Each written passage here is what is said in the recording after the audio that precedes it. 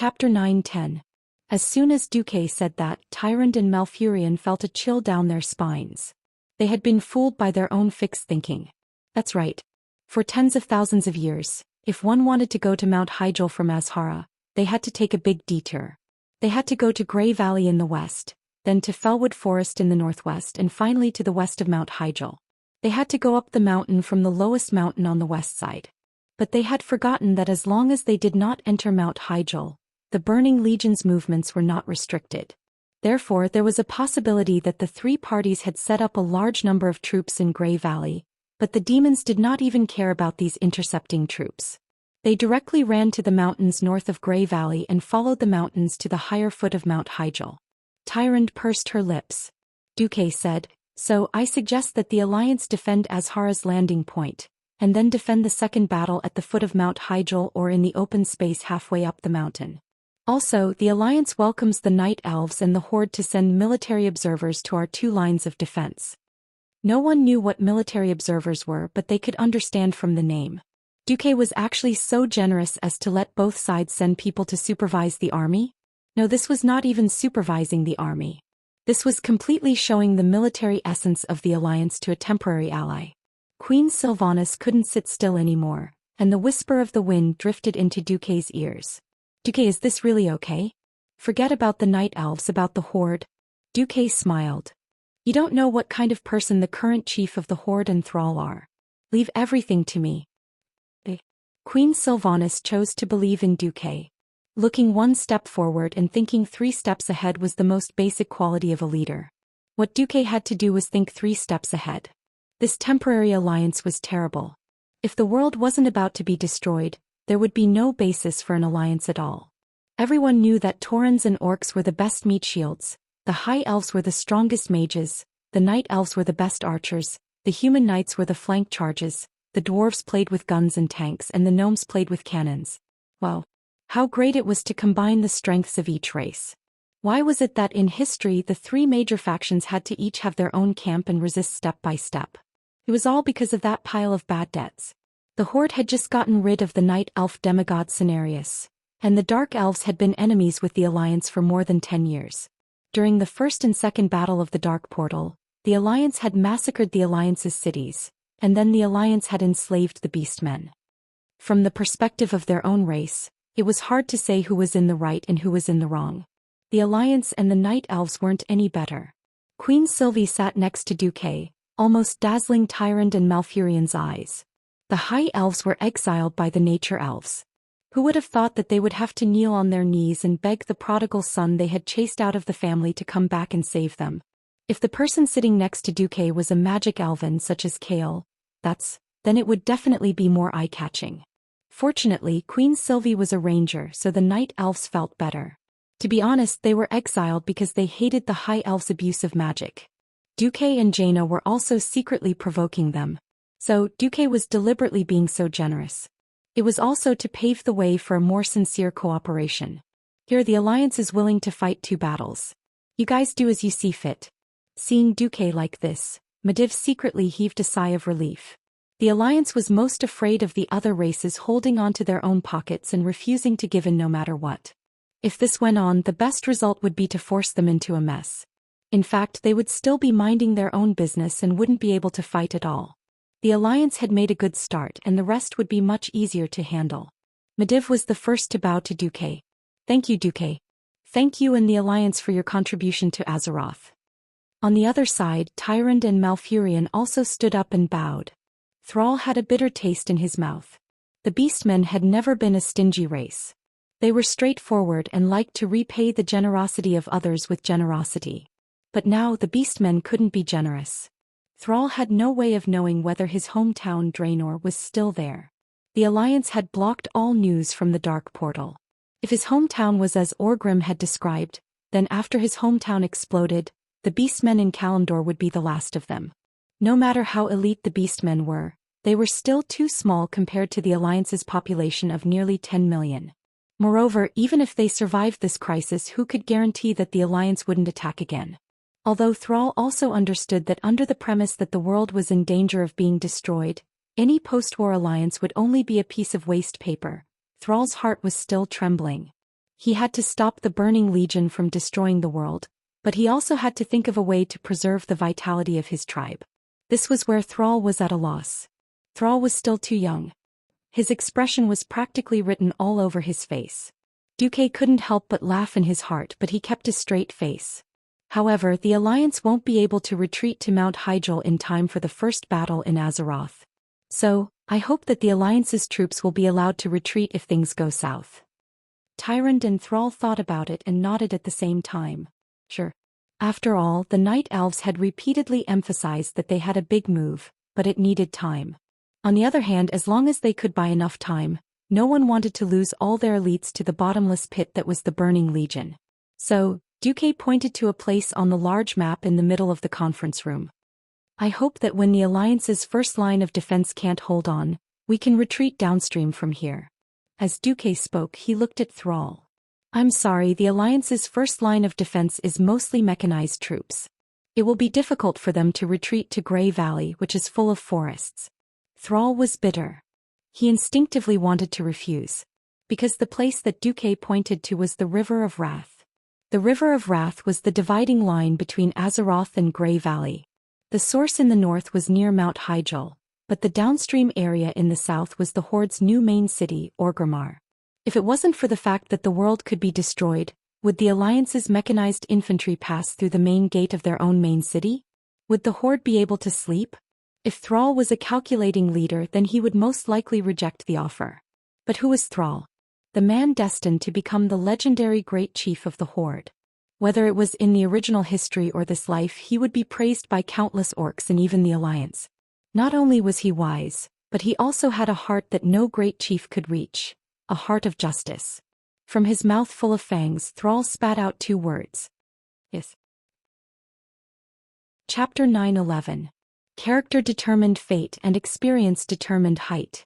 Growing up in human society at a young age gave Sal a broad vision that many of his predecessors and even several chiefs in the past did not have. This was determined by his upbringing. To Duque's surprise, Sal suppressed the doubts of Dorjan and Kain.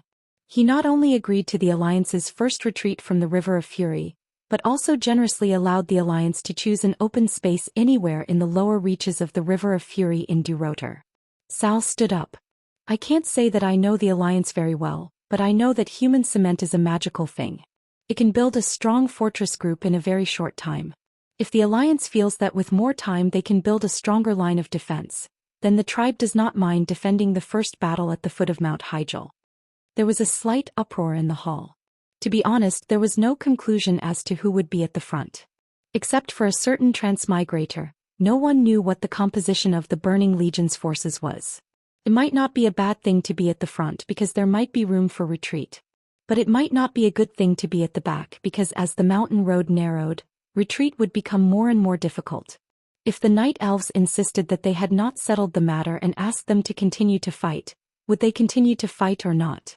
But it was obvious that a wider position would be more conducive to the Alliance's deployment of cannons. Duque was indeed interested in the line of defense on the mountainside. After all, the current situation was very different from the original history.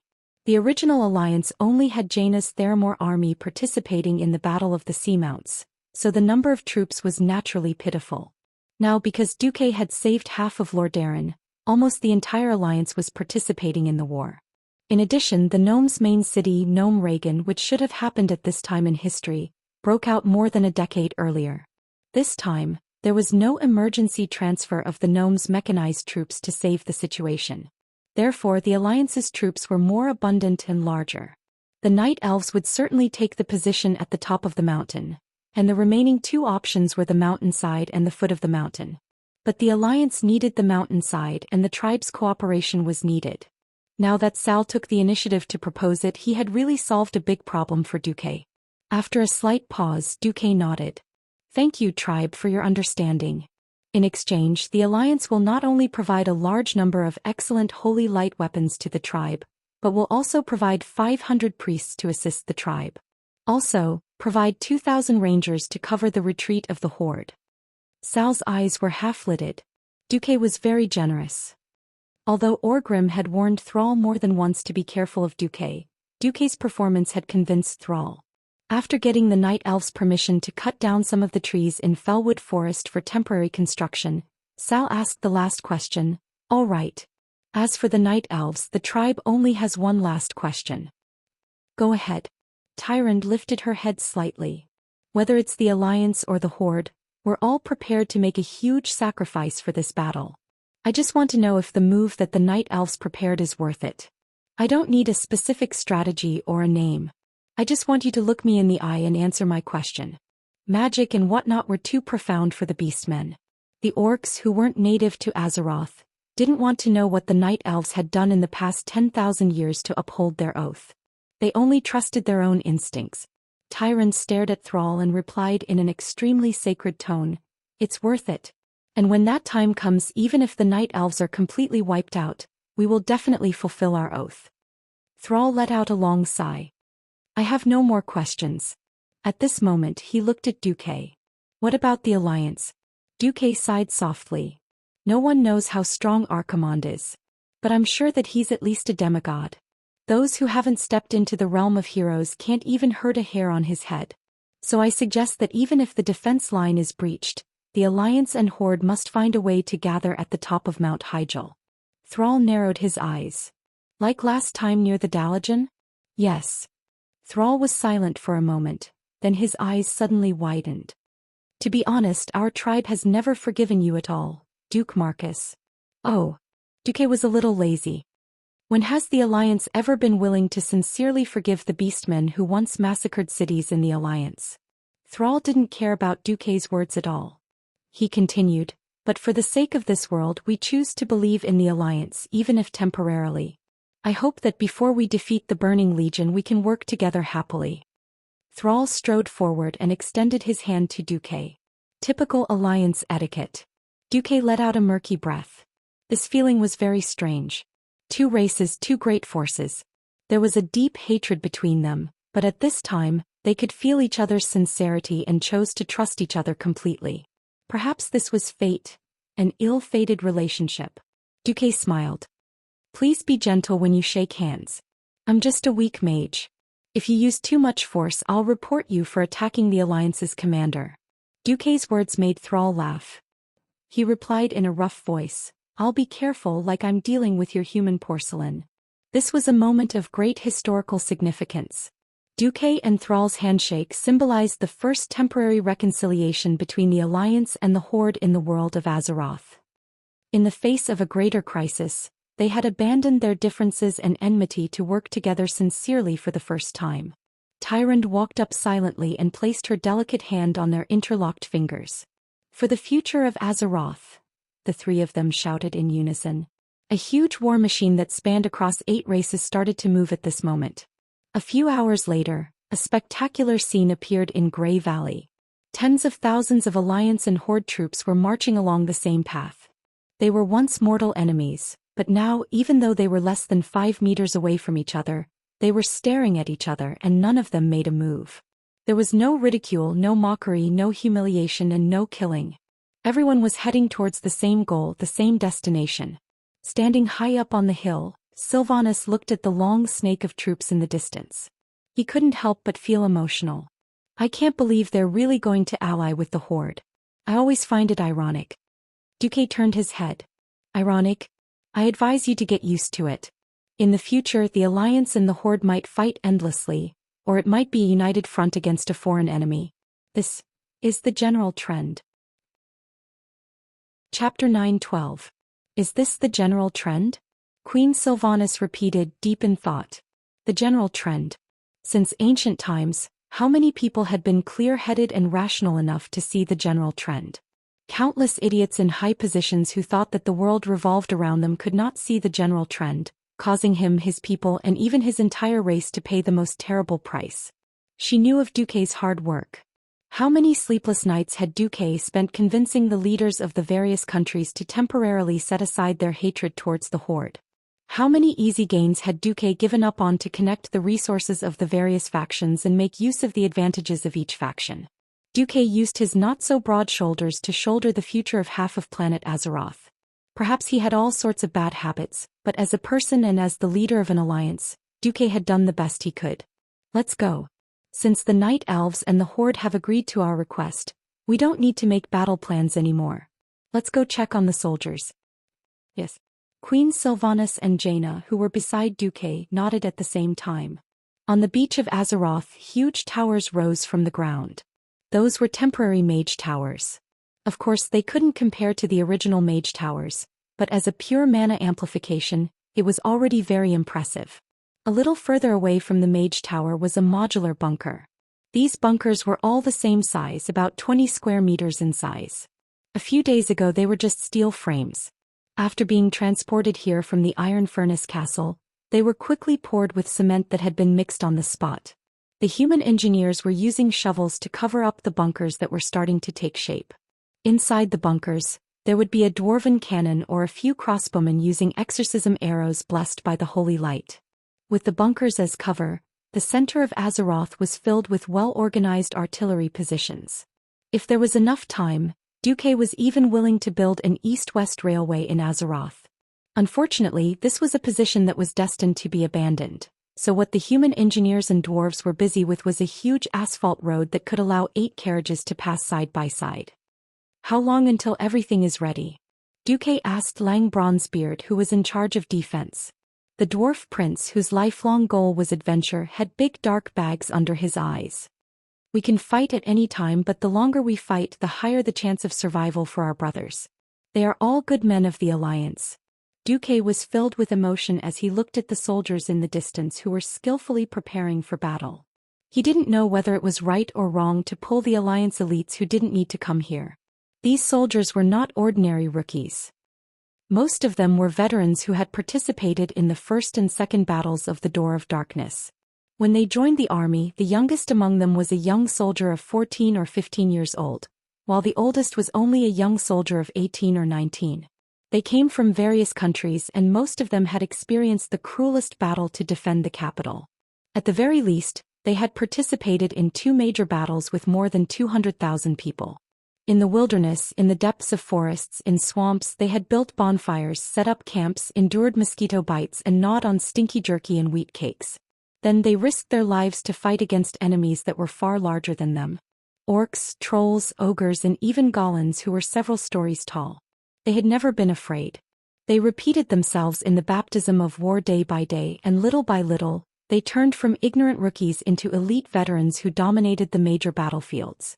Only this way could they be awarded the rank of sergeant after the second battle of the Door of Darkness. But this was just the beginning. Then, for the arrival of this day, they were arranged to go to various areas where demons ran rampant, and constantly sharpened their skills and tactics through the bloodiest battles. They fought satyrs, fought void trolls, and were even organized to face the hellfire summoned by human warlocks. 15 years passed in the blink of an eye. After such a long time, most of them were middle-aged and the youngest was nearly 30 years old. They had their own families and children. Many kingdoms could not afford to support so many full-time soldiers, so they would choose to let these people retire and send them back to being farmers. But with Duke's order, these elite warriors who had long passed the peak of their physical strength were left in the Dark Portal's guards. Just for this day. Because they had the best martial arts and the most mature hearts. They would not lose their courage in an instant just because they saw a huge and terrifying demon, and become trash that could be slaughtered by the demon. Duque said in a deep voice, "Gather the soldiers. I have something to say." Half an hour later, in addition to the garrison troops, 50,000 soldiers arrived from a vast position that was more than 10 kilometers long from the north to the south, forming 5 huge phalanxes. Duque led the generals, kings, of the alliance as well as the senior and junior generals, to the high platform, looked at the whole army and took a deep breath. The weather was getting colder and the slightly cold wind blew on their faces, making their noses hurt. But Duque could feel the soldiers' hearts were burning and their burning gazes said it all. Duque raised his hand, hit his chest and gave a military salute. Every general below followed suit and saluted. What followed the military salute of the generals was the uniform sound of metal clanging against each other.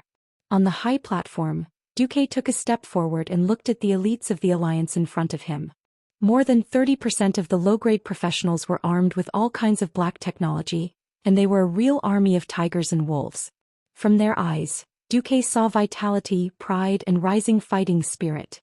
There was no draft paper and there was no need for draft paper. 15 years of being a commander had trained Duque's unnatural ability to speak without a script.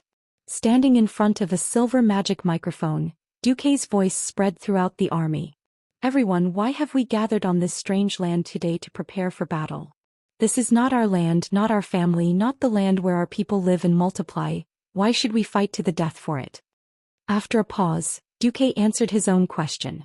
Let me tell you, this is for the survival of the world. This is not a joke. It is not something that is too far away from us.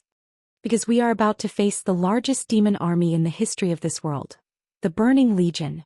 Once Archimonde, the commander of the Burning Legion, takes the power of the World Tree on Mount Hyjal behind us, all life in the world will be polluted and destroyed. At this point there was a low commotion in the 5 huge phalanxes, but it quickly subsided. Chapter 9:13. Once that happens, no one in the world of Azeroth will be able to escape death. There will no longer be living fish in the sea, rivers and lakes. There will only be countless rotting corpses. The crops in the fields will no longer grow and turn into man-eating monsters. The water in the deep wells will turn into green poison. You, your family, your people, who will be able to continue living? No one. Not a single one. We will all die. When that time comes, the entire world will perish. You and your family will become rotting and dirty corpses. You will meet your end amidst the evil laughter of the demons. Tell me, do you want such a future? As Duque's impassioned voice fell, an earth-shattering roar came from below. No, we don't want it. Duque waved his fist. That's right. We don't want it. We want to continue living. We want peace for our descendants. We want to multiply. So, what are we going to say to the damn demons with our swords and cannons? Get lost. Go to hell. Demons. Go back to where you came from. It was a messy answer, but it was more real. The 50,000-strong army was like 5 huge boiling pots. They responded to Duque's words with a loud and enthusiastic voice.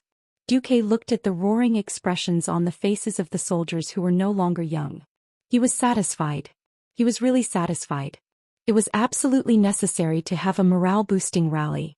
Knowing what they were fighting for and who their enemies were would make the soldiers more courageous and determined to fight. Duque let the soldiers shout for almost 30 seconds. The next second he pressed his hands in the air and made a mute gesture. It was as if an invisible giant magic hand had isolated the air and stopped the sound from spreading. Every big shot and general of the Alliance was surprised to find that the soldiers who were shouting just a second ago had all quietened down. All the voices stopped abruptly. They were not inanimate objects. They were not the zombies used as cannon fodder by the Calamity Army. They were the most elite troops of the Alliance. They were proud soldiers who had experienced countless battles. If it had been any other general with lower contributions, they wouldn't have been able to suppress them. However, in front of Duque they were very disciplined. When Duque wanted to speak, he was as docile as a sheep. That's right. This was Duque. He was the #1 hero of the Eastern Kingdom Alliance, who had led the entire Eastern Kingdom Alliance to victory in war after war, and saved the humans, high elves, dwarves, and pygmies from extinction. Looking at Duque's face, people naturally thought of the Great Retreat after the fall of Stormwind City, the Battle of the Southern Sea, the Battle of Paladin Bay, the Battle of Lordaeron City, the Great Battle of Black Rock Mountain, and the latest Dalajan Coalition War and other glorious victories. Only Duke Marcus had such an exaggerated and unsurpassable prestige to suppress these arrogant soldiers and generals, making them feel proud of themselves and obey his orders. In front of Duque's halo of victory, even the Sin Dorii crown worn by Queen Shirley and the Kurtiris crown on Jaina's head paled in comparison. However, this wasn't important. The two queens locked their burning gazes firmly on Duque's stalwart back, their eyes blurred. Duque spoke again. Yes, everyone is right. Planet Azeroth is our home, our homeland. Whoever wants to trample on it will have to step over our dead bodies first. That's right. Maybe we will all die. Maybe even our corpses will be desecrated by the evil Calamity Army. We might even have our souls imprisoned and helplessly become evil accomplices. However, what? Duque's voice suddenly rose by an octave and he waved his hand. We have fought with our own will. With all our strength. Even at the end of the world, facing our ancestors, we can proudly announce that we have a clear conscience. So for the future of our descendants. Go and fight. Go and roar. With our lives and souls, let's give our strongest voice to the damned demons. Duque raised his right fist with all his strength and pointed it at the sky. Long live the future. Long live Azeroth. Thousands of arms were raised high. It was a forest of swords. It was a mountainous sea of hammers. It was the unyielding will of billions of Azeroth creatures. They completely vented the heat in their chests, letting the thousands of voices converge into one. Long live the future. Long live Azeroth. Duque waved his hand. In the name of the Alliance Commander, I announce that the Mount Hyjal operation has officially begun. Everyone get into position. Let's go. The square formation that was extremely neat a moment ago began to quickly disperse in an orderly manner. Under the command of the middle and high-level generals, the soldiers ran to their respective positions. The once silent beachhead erupted again. Even though they were several kilometers away, they could still feel the murderous aura from above. Turayan and Bulang came before Duque and saluted to Duque. "Commander, do you have any other orders?" Turayan asked. Duque looked at the undulating beach and sighed softly. Crossing the endless sea to send an army of 100,000 plus heavy equipment was already the limit of what the Alliance could do. It would be great if they could bring the main force of the Alliance here. Unfortunately, there were not so many ifs in the world. Duque said, "Soldiers without the will to fight can't face a terrifying existence that is several times stronger than them. But if the will to fight is too strong, it will only cause the good men of the Alliance to die here in vain. Tell the brats below that this is only the first battle. I don't need them all to die here. Follow the rules and retreat when it's time. I have prepared a magic array near Orgrimmar to send the troops in their best condition to the mountainside of Mount Hyjal." Turayan punched his chest with one hand. His gauntlet hit his breastplate with a crisp clang. "Understood." Then Turayan and Bulang went down. Just as they were about to walk down the high platform, Duque's voice floated over. "Remember to get out of Mount Hyjal alive and then find a way to get out alive." Turayan and Bulang looked at each other and smiled. "Boss, you're so demanding." "Of course, if we're going to fight with our lives on the line, Mograine will be the commander here." Waving his hand, Turayan's elegant figure before he left was imprinted in Duque's eyes. Mograine patted Duque's back a little grumpily. "Damn it, you make it sound like I'm an idiot who only knows how to fight with my life on the line." Duque didn't reply. He looked at Turayan and then at Mograine. Duque was deep in thought. Fate had changed. Chapter 9:14. Looking back, many people who should have died in battle were unknowingly saved by Duque. Without Duque, Turalyon would have counterattacked Draenor after the second dark portal and disappeared with the big explosion. 9 out of 10 he was dead. If Kalia was not hidden, then Kalia, who had completely lost hope in life, would have chosen to live in seclusion after the fall of Rotterdam. The scattered people of Rotterdam would have fought for themselves and composed a sad and touching death war song. The crazy Scarlet Crusade would have been born. Sidon Datharhan's body would have been taken by the Dreadlord and harmed everywhere. Abendis would have died tragically in Hearth Valley. Alexandros Mograine would have been even more tragic. He would have been killed by his own son Reynold. Bewitched by the Dreadlord who pretended to be Sidon Datharhan, Reynold deceived his father and let old Mograine fall into the trap of the Scourge army. Reynold picked up the Ashbringer and killed his biological father. Although old Mograine was responsible for Reynold's downfall, patricide had always been one of the deepest sorrows since ancient times. There was also Queen Sylvie. At this point in history she was already a banshee of death. She was bound by Arthas like a dog. Instead of having bright skin and a hardy and proud expression, she could still be alive and kicking by his side. Thinking that this might be the end of the world, Duque let out a long sigh and secretly swore in his heart. "Damn it, Archimonde, you must die." Duke's inadvertent expression of great pressure was seen by the two queens at the same time. Jaina's eyes turned. Just as she was thinking of something, she caught a glimpse of the fireworks pinned to her chest armor. Yes. It was a small white fireworks used for funerals. She deliberately pinned it there to remind her of the vengeance of her father and brother. Jaina pursed her lips. When Sylvanas caught up with Duque, Jaina was still half a step too slow. But she did not regret it. At this moment, Mount Hyjal had become a huge pre-war construction site. At the foot of the mountain, The elves who were watching felt their hearts aching as they watched the crude orc laborers chopping down the 100-year-old trees with great effort. They used the thick trunks of the trees as the pillars of the huge blockhouses, and sharpened the smaller branches and inserted them into the ground facing the foot of the mountain to serve as antlers. One after another, archer towers in the style of orcs rose from the ground. Tall and slender trolls nimbly climbed up the towers. They took a large piece of metal from the goblins and stuffed it outside the arrow tower to act as a shield for themselves. Then they arranged the javelins provided by the humans in a position that was convenient for them to reach. The spearhead, which was made of fine steel, shone brightly in the dusk. At the mountain pass, the wide ground on both sides was surrounded by wooden stakes and thick ropes. There were signs in all kinds of languages stuck on them, and there were even pictures of goblins scribbled on them. Holding his beloved axe, Bloodhowl, Grum muttered, "Thrall, I don't trust those dwarves at all. Although their skin is also green, look, since noon those idiots have already blown up more than a dozen of their own people." Thrall patted the shoulder of this senior who had narrowly escaped death. "Grom. First, it wasn't the orcs, trolls or taurens who died. Second, they aren't even afraid of death, so why should we worry for them?" Before Sal could finish speaking, there was a loud boom sound. At least half a dozen goblins were blown into the sky and then disintegrated into green and red parts, scattering evenly on the ground within a radius of 100 meters. Then the nearby goblins all gaped as they watched their companions succeed in courting death as if they were watching fireworks. Some even whistled. There was no need for the orcs to criticize them. A goblin sitting on a thick metal robot that was as tall as 3 people picked up the metal loudspeaker and cursed. His sharp and unpleasant voice could be heard within a radius of hundreds of meters. "Frank, I told you, don't let those idiots go to where we buried the mines. And, I repeat, don't eat a cigar when burying the mines." The goblins below looked at their boss with puzzled and amused expressions. The goblin flipped out. "Bastard. Who dares to not listen to me? Half of your wages will be deducted." This time the goblins below all seemed to have been ruthlessly whipped.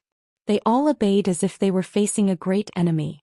On the other side, Grom slapped his forehead. His expression was clearly telling Thrall, "Look." Thrall couldn't help but bare his teeth.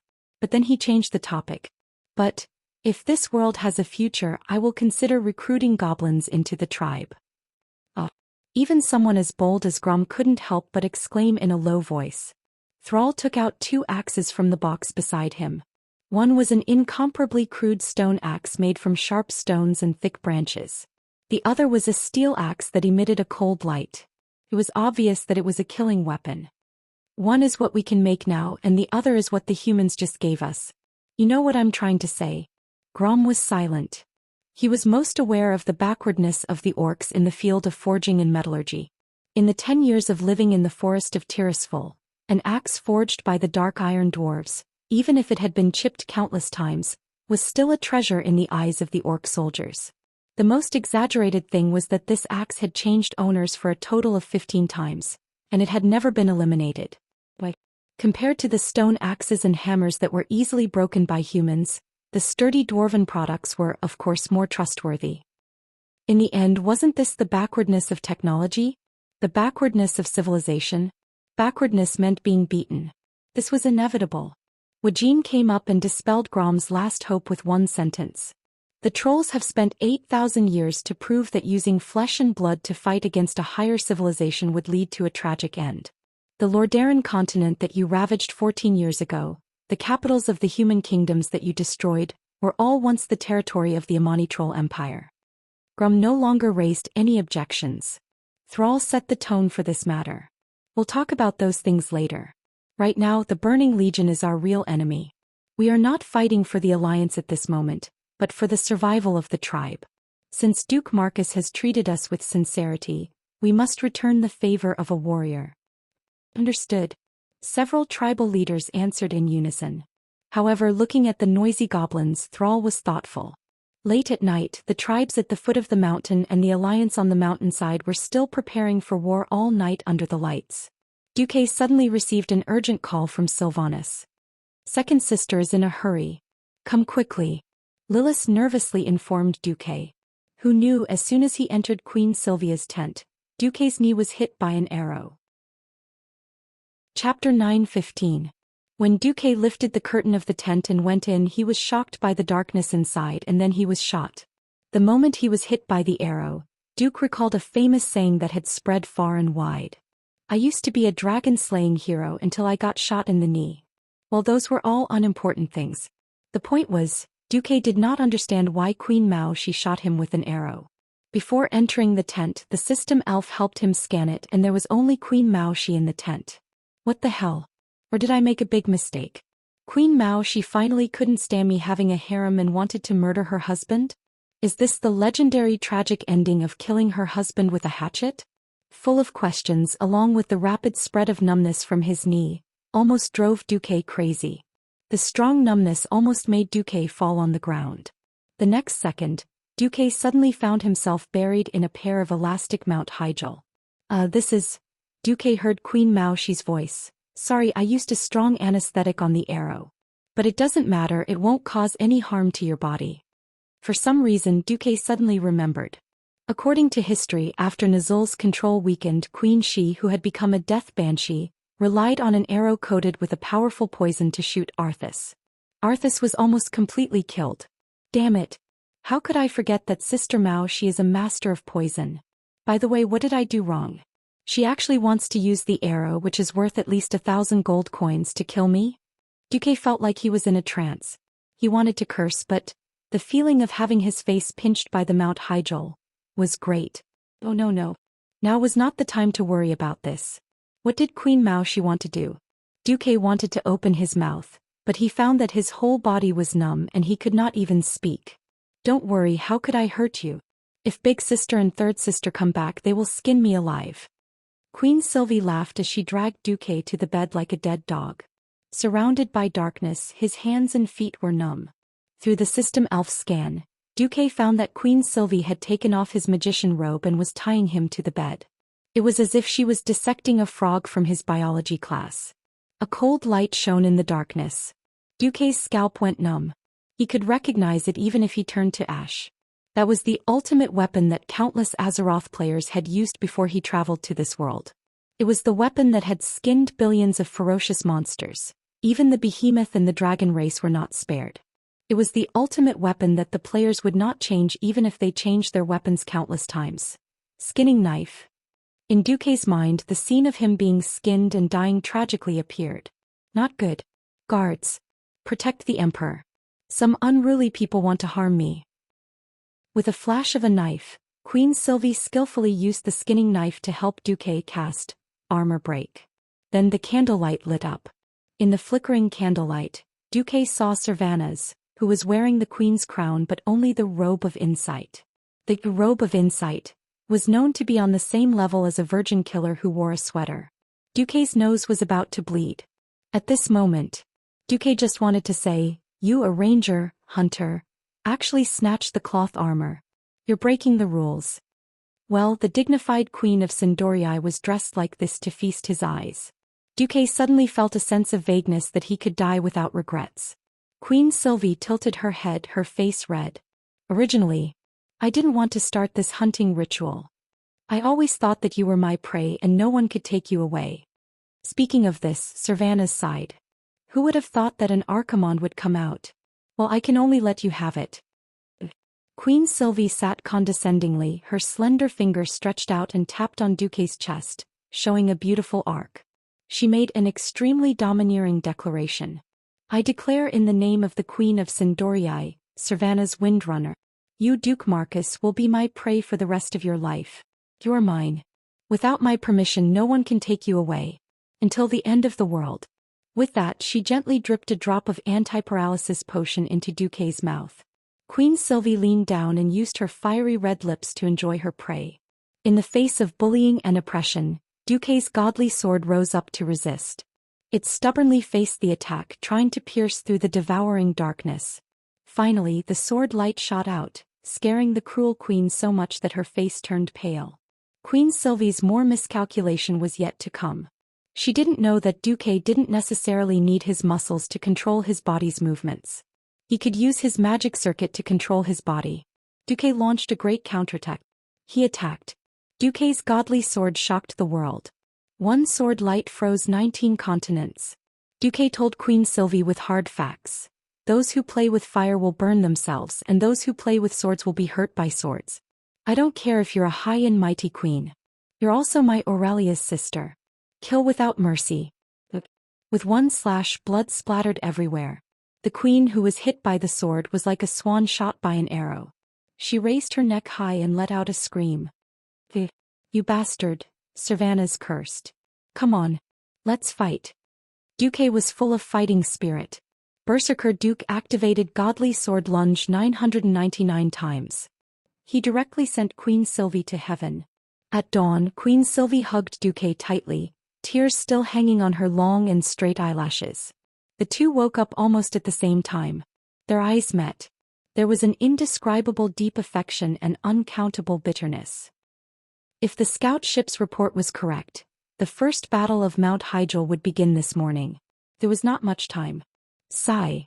The two sighed softly at the same time and fell silent at the same time. Without a word, Duque got up. She was clearly a noble queen, but Cervantes was like a gentle and virtuous peasant woman serving her husband, personally helping Duque put on his shirt and other clothes. Duque noticed that this brand new shirt had clumsy workmanship that could be said to be an insult to the elven costume designer, but the shirt was extremely fitting. Duque revealed a gentle smile. Thank you. Cervantes' eyes were suddenly filled with tears. Don't you dare damage this shirt. Right. If the shirt wasn't damaged, he would naturally be fine. The smile on Duque's face grew wider, and he raised a wooden scepter that looked like a drumstick in his hand. A mere Archaron can't do anything to me. I'm the man who will take Atish, the legendary scepter of the Guardian, in the future. Unknowingly, Cervantes' eyes became infatuated. Chapter 9:16. Hearing that the descending superdemon was Archimond, one of the three leaders of the Burning Legion, after witnessing the terrifying power that could destroy the world, many cowards were so scared that their legs trembled, and some even peed their pants. Even the bravest warriors crossed the sea and came to this foreign land with the idea of fighting to the death. There was only Duque, and there was only one Duque in the world. He had the ability and courage to say such a sentence. A mere Archimond can't do anything to me. Suddenly Cervantes smiled. Her smile was as bright as a spring breeze. There was no other reason. She suddenly felt that only this man in front of her, who looked down on all the heroes in the world and viewed billions of demons as ants, was the great hero in her heart who was worthy of being entrusted to her for thousands of years until eternity. Queen Sylvanas had the urge to hug Duque from behind. She gave up. If that was the case, then what was the difference between her and those weak women who could only watch their men go to the battlefield and could only hope for a child before the battle, and were afraid that the child would be a posthumous child? She was Cervantes, the queen of the kingdom of Sindorii, the Valkyrie on the battlefield. If there was still a glimmer of hope in this world, then this glimmer of hope must have been fought for by her and Duque. So in just 2 or 3 minutes she was already standing beside Duque in her military uniform. Duque seemed to want to say something but stopped. Cervantes glared at him and made a seemingly ferocious expression. He fiercely spat at Duque and said while gnashing his teeth, "All right, it's my mistake. I'll look for Riadeline to treat her later." Duque rubbed his eyebrows. Most of the alliance had a policy of taking a holiday before a battle, but the night before the battle seemed to be a little bad. Sigh. Duque looked into the distance, which was the east of Azhara's beachhead. As the last unmanned boat anchored offshore and used for detection tilted and sank, Turalyon finally gave the order, "Ready." At first it was just a few inconspicuous bubbles, but soon the sea seemed to be boiling and there were bubbles everywhere. In the end it was even connected into a continuous gurgling sound. The first ugly head floated to the surface. In the command post, Turalyon could clearly see the monster through his binoculars. Mermaid. He was indeed a merman. Turalyon was no stranger to the Murlocs. Even today there were more than 30,000 Murlocs in the Alliance. They belonged to the Murloc prophet Mauger and reported directly to the king of Stormwind, Varian. In fact, everyone knew that for some reason the mixed legion of Murlocs and Naga had always been loyal to Duque. It was not important. The Murloc in his field of vision was even larger. It didn't look like a fishman at all. It looked more like an adult hippopotamus. It wasn't just one but thousands upon thousands of fishmen that floated to the surface of the water. They all looked the same. Their teeth that were even sharper and more sinister, as well as their scarlet eyes that exuded an ominous aura, were all telling Turalian that there was something wrong with this vanguard of the Burning Legion. Soon the Alliance soldiers saw a male Naga that was one size larger. These deep-sea monsters with the same pair of scarlet eyes drove the merfolk towards the shore. In just a few minutes they had slowly come ashore from the shallows. They were less than 50 meters away from the most front line of the beachhead blockhouse. Fire arrows. Turalian's order was quickly transmitted to the position below through the most primitive loudspeaker. The enemy was the Burning Legion, and no one knew if the magic transmission would fail.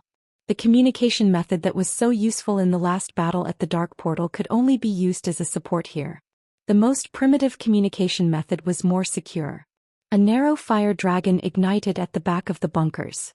The High Elven Rangers had already raised their longbows, and there were burning arrows on their bows. As the red flag on the towering arrow tower waved down, the silent signal made the bowstrings vibrate in unison. The next moment most of the soldiers on the beachhead saw a fiery red line flying into the sky. The number of this batch of arrows was so small that it couldn't even be called an arrow rain at all. Naturally, the fire arrows caused almost no direct damage, but the expression on Turalian's face did not change at all as he watched the battle from afar. He was waiting for the follow-up effect, and he would see it soon. The fire arrows ignited as soon as they touched the seawater. Of course, the seawater would not burn. What was ignited was the oil that had been dumped into the sea early in the morning.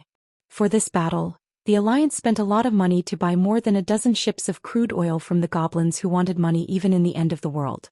Oil would float on the sea, and if it was before Dubois transmigrated, this would undoubtedly be an ecological disaster. Now, once the oil was ignited, it would immediately form thick smoke. And because of the unique geographical environment of Azhara, there was a strong wind blowing from the west to the east. All of a sudden, as long as the Murlocs and Nagas dared to come out of the water, they would all be hit. They would either be wrapped in flames, or choked by the thick smoke and could not open their eyes. For marine creatures, being burned by fire was definitely a very rare thing. If these Murlocs were still ordinary Murlocs, they would definitely be scared and run around the beach, letting out miserable and annoying screams. But it was as if they could not feel the flames roasting their flesh and scales. Instead, like madmen, they were like fireballs that could run away, directly charging towards the beachhead blockhouses. Fortunately, they did not have such tenacious vitality. Most of them rushed 20 meters before falling on the beach with strange cries, becoming twitching corpses in the flames. But this scene made Turalian, who was watching the battlefield from afar, frown uncontrollably. At the end of the day, the Murlocs were just cannon fodder. This almost made him activate the next batch of traps. If there were stronger ones, then wouldn't the Burning Legion have some tricks up their sleeves? Soon the first wave of probing attacks ended. After thousands of corpses were left on the beach, no more Murlocs rushed to the shore. The sea was still burning. Following the tide, the rolling waves of fire slapped on the reefs or the beach. Turalian noticed that the sea was still boiling. It had nothing to do with the ignited oil. It was a large number of Murlocs hidden under the water surface blowing bubbles. Immediately, a huge figure rose from the sea, causing the hearts of every Alliance soldier to jump. They were generally more than 6 meters tall, with a slightly horizontal and burly body. Their green skin glistened in the flames, and the huge iron anchors in their hands that were more than 3 meters long were even more shocking. Chapter 9:17. Many slightly petite female Naga with multiple arms appeared on the surface of the sea. They chanted incantations and covered the giants with a layer of armor-like water ripples. They looked more like flame giants stepping out of the sea. Turalian spat on the ground. Damn it! It's the sea giants. It's the Burning Legion again. The sea giants' lifelong duty was to maintain the cleanliness and peace of the ocean. They rarely came to the surface world, preferring to stay at the bottom of the sea alone. They liked being worshipped by the Murlocs, but they were mortal enemies with the Nagas. Legend had it that the sea giants would approach the surface world in search of these Nagas. Normally, it was impossible for the sea giants and the Nagas to get together. Now it was obvious from the sea giants' violent scarlet eyes that they had been enslaved by the power of the demons. As the frontline battle, under Duque's instructions, the situation on the beach was broadcast live to Mount Hyjal. In front of the 3 camps at the foot of the mountain, halfway up the mountain, and at the top of the mountain, There was a huge magic projection screen 40 meters high and 100 meters wide, conveying the information of the Burning Legion to the soldiers of the three major factions. At the foot of the mountain, Grom snorted disdainfully. The Golans are bigger and much more agile than these guys. Sal sighed and had to coax Grom. The Golans won't charge in a group of hundreds or thousands, and there's only one Grom Hellscream in the entire horde. Flattery was a technical skill, and once it was done well it was quite powerful. The Hellscream family was famous for their Golans. But even in Draenor, terrifying monsters like the Golans who were more than 10 meters tall were still rare. According to incomplete statistics, the number of Golans could barely reach 4 figures. Usually one Golan could lead an entire ogre clan, so Sal was right. There would never be a spectacular scene of 1,000 Golans charging. However, seeing that the Alliance's position had to face the charge of at least 500 sea giants, Sal was still worried for the Alliance, even if it was not the horde that was facing the enemy. If the Alliance's first battle collapsed easily, it would be the horde's turn to face these monsters in 2 days at most.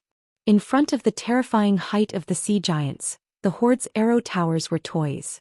Sal suddenly missed Orgrim's personal guards, which were almost all elite guards made up of the strongest ogres. If it's them, maybe they can fight against the Sea Giant Legion, Sal muttered. Gazing at the projection on the mountainside, Jaina asked, "Is it really okay for you not to go to the front line?" Duque did not even look back. They are proof that I came to this world. If they fail, it will be my failure. On top of Mount Hyjal, Tyrande and Malfurion's eyelids twitched. "Prepare for the ceremony," Tyrande said. Malfurion, "Okay." Star translated, "of God." Tyrion finally gave the order from the command post. "Chain grenades." Of the sea. "What Nagoth sea of?" Of the sea. The 2 small iron balls were chained together. When the iron ball and the iron chain were shot out of the cannon, if the target was hit, the iron ball would be pulled by the iron chain and spin continuously, breaking the mast of the enemy's sailboat. 2 small iron balls were chained together. When the iron balls and chains were shot out of the cannon, the sea giant's ankles would be pulled down by the force of the impact. From the small bunker on the beach, small steel cannons fired black chain bullets, accurately hitting the sea giant's ankles, causing its huge body to stumble. Looking at the struggling sea giants, Turalyon raised his right hand and swung it down. Turalyon's adjutant immediately understood and gave the order that he had already prepared. "First artillery team, first shooting Zhu, 3 consecutive shots." Turalyon's adjutant immediately understood, and in one breath he gave the order that he had already prepared. Artillery team 1, shooting Zhu Yuan 1, 3 consecutive shots. Behind a small hill at the back of the beach, the dwarven cannoneers were busy communicating with each other using hand signals and semaphore signals. They fired a large number of mortar shells at their predetermined targets. Whoosh whoosh whoosh. After the ear-piercing sound of something tearing through the air, a series of rumbling explosions rang out. The entire beach instantly turned into a fiery hell. The sea giants' crude leather clothes and shoulder armor made from the skulls of large deep-sea creatures could not withstand the explosion of modern gunpowder. Flesh and blood flew everywhere. A few unlucky ones were blown to death by the mortar shells. Perhaps this was a kind of luck. Because their compatriots were often too tenacious, they had to struggle on the beach for a long time before they finally breathed their last. Turalyon, who was observing through his binoculars, said, "First artillery team, retreat." The adjutant seemed hesitant. The situation was just right. If there were 2 more waves, the effect would be better. After all, it was very inconvenient to install the mortar in this era. It would be troublesome to adjust the design parameters after moving the position. Turalyon's thunderous roar followed. "Execute the order." The adjutant shivered and immediately relayed the order. Fortunately, the Alliance was not greedy. The Burning Legion's counterattack arrived almost as soon as the artillery team retreated. It was the group of gargoyles that swooped down from the clouds. They swooped down so quickly that the Alliance's griffins could not reach the scene in time. Unfortunately, they missed their target and had no choice but to engage in battle with the griffin squadron that arrived later. On the sea, a figure that seemed to be standing on the waves snorted coldly. Useless. It was a great lich. He gently clenched his claws that were full of white bones. In the next second, a scream came from beside him. "Ah, my lord, spare me. It was a huge female Naga with a beautiful face but a dangerous aura all over her body. In the original history, she single-handedly directed the fall of the Blood Elf King Kale, and became Illidan's sharpest lackey. She was the former Queen Azhara's personal maid, the future Kolaifong Queen Vashj. Originally, she should not have directly participated in the Burning Legion's Mount Hyjal operation. But under the teasing of fate, she unexpectedly joined the Burning Legion in advance and became the vanguard of the invasion of Mount Hyjal. Useless trash. Since you are still of some use to the Burning Legion, get lost. The Great Lich said with extreme contempt. Thank you, Lord Reki Winterfrost. Vashj hurriedly dived into the deep sea. The beach fell into a strange situation. The Burning Legion stopped attacking. Only the dying sea giants were still struggling. Even the bubbles that floated to the surface had disappeared. Just as Turalian was confused, the adjutant's reminder startled him. Look. Following the adjutant's finger, Turalian was shocked to find that the horizon had become the horizon. Chapter 9:18. The Alliance soldiers who had just repelled the Burning Legion's first wave of attack were dumbfounded. The sea had turned into land? What was going on? Every soldier felt that their brains were not enough to process the situation. Moreover, the water on the beach suddenly receded, leaving only jagged rocks and gravel exposed in the air in the place that was previously full of water. Turalian's reaction was still the fastest. Retreat. Retreat. Retreat. All the frontline positions near the coast evacuate. Half of the second-line positions. Don't worry about the equipment. Evacuate the people first. When the emergency evacuation order was given, the entire beach was in an uproar. In this day and age, the dwarves were the best at using cannons. Therefore, most of the people who had set up positions on the beach were dwarves. These guys who had developed horizontally took quick steps with their short legs, retreating from the large preset pipes behind the bunkers along the arrows. In less than 5 minutes, all the Alliance troops within 100 meters of the beach had been evacuated. Only then did everyone see that there seemed to be an additional blue line in front of the horizon that suddenly appeared on the sea. When the commanders used their binoculars to take a closer look, they realized that it was a super tsunami that was enough to completely destroy the entire coastal defense line. Just looking at the terrifying waves that were at least 10 stories high, they felt like their minds were going to collapse. No. Damn it. Continue to retreat. Second line. Turalian felt like he was going to collapse. Although Duque had told him time and time again to let go of his phenomenal power and put the most terrifying situation on the Burning Legion, who would have thought that the Burning Legion was not playing a landing battle, nor did they pull a few hundred ships over but directly using a huge island to crash over? Ever since Thoradin the Great established the Arathar Empire, there had never been a military academy that taught commanders to be careful of an entire island crashing into them during a beach defense battle. Suddenly, Duque's voice was transmitted through magic to the command post. The third line of defense is also evacuating. The fourth line of defense is evacuating at 1, 3, 6 and 7 o'clock. The rest of the troops on the high ground do not move. Give up after evacuating the 3rd, 5th, 8th and 11th passageways. They will be flooded, so there is no need. The 2nd Dwarf Steam Tank Regiment is ready to counterattack. Listen to the order to enter the tank trench in 5 minutes. Don't worry about the water, the tank is there. 3rd, 4th and 5th Artillery Squads, prepare to advance slowly into the barrage. Fire at A3, B7 and C4. All Griffins move out. Crane wing formation at the front and one-line snake formation at the back. No one understood how Duque came to this conclusion. To be honest, it was a big taboo to command beyond one's rank. It would affect the prestige of the commander on the spot. However, in the face of such an earth-shattering attack, protecting the troops was their top priority. If the adjutants were to hurriedly transmit the general order to their subordinates, then the orderly evacuation would become incomparably chaotic. My apologies. Turalian bowed to the mirror image of Duque. It's not your fault. Asking a human commander to command a cannon system that the dwarves have yet to fully understand is too difficult. I will write an artillery command manual for the Alliance, Duque said calmly. As for Duke, Turalian was in awe.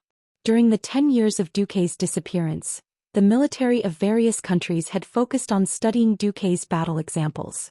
They had pessimistically discovered that Duque's various war inventions, tactics and tactical ideas were at least 50 years ahead of the entire Eastern Kingdom. If it were not for Duque's sudden appearance, early unification and various tactical strategies that were still considered exaggerated to this day, the alliance would have paid the price of at least 500,000 soldiers dying in battle, and 3 million civilians perishing. Of course, none of the military bigwigs thought that it was the work of a transmigrator. Most of them thought that it was just a whimsical idea of the mysterious pharaoh. 10 minutes later, when most of the troops had successfully evacuated, the monstrous wave finally slammed into the shore with the momentum of God's hand slapping down on the mortal world. The sand and stones on the shore flew into the sky. The corpse of the deep-sea giant, which weighed more than 10 tons, and the small bunkers on the shore that could only accommodate 2 dwarves and a small cannon were all thrown into the sky like toys thrown aside by a naughty child. Even the headquarters of the alliance, which was a full 5 kilometers away from the beach, could clearly feel the strong vibration. The entire wooden house in the kitchen outside the headquarters, which was built with wooden planks, was creaking as if it was under unimaginable pressure. Its wooden walls, floor, doors and windows were all trembling as if they would fall apart at any moment.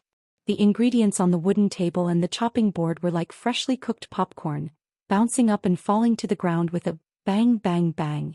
Turayan and the other commanders were suddenly extremely glad that their own headquarters was made of reinforced concrete. Although in Duque's opinion the cement made of brittle, low-quality steel and volcanic ash was simply substandard, it was really many times better than the wooden house that was like tofu dregs. Previously there were people who complained about the smell of cement and limestone in the command post, but now everyone could only feel lucky. Finally, the huge island that was like a continent where the Burning Legion was located appeared in front of everyone. Whether it was the alliance by the beach of Azhara or the bigwigs of various races who were watching the live broadcast on Mount Hyjal, all of them were dumbfounded. That was a zombie tide that was calculated in the millions.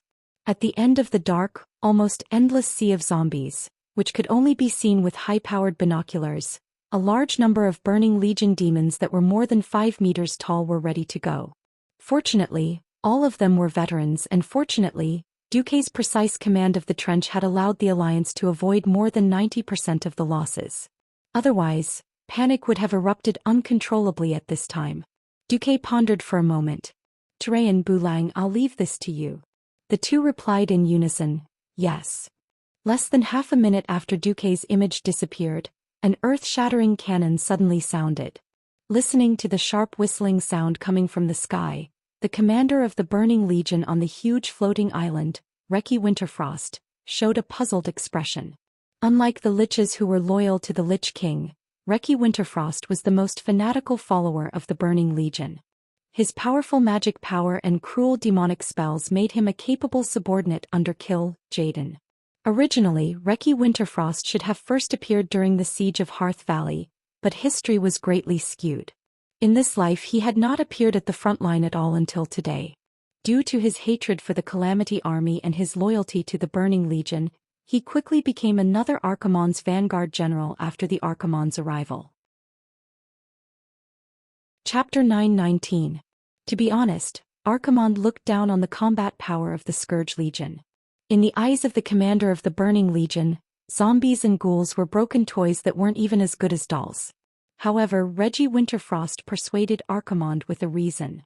Honorable Sir, the humans and orcs defending Mount Hyjal are as weak as these zombies.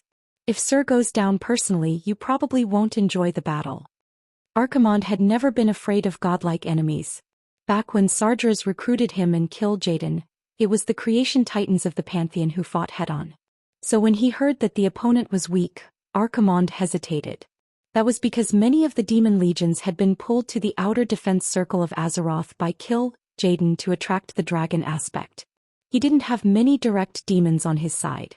With that in mind, he agreed. Reggie, I'll leave the task of cleaning up the trash to you. Don't call me before the enemy powerhouse comes out. But now Reki Winterfrost felt that he might have let him down.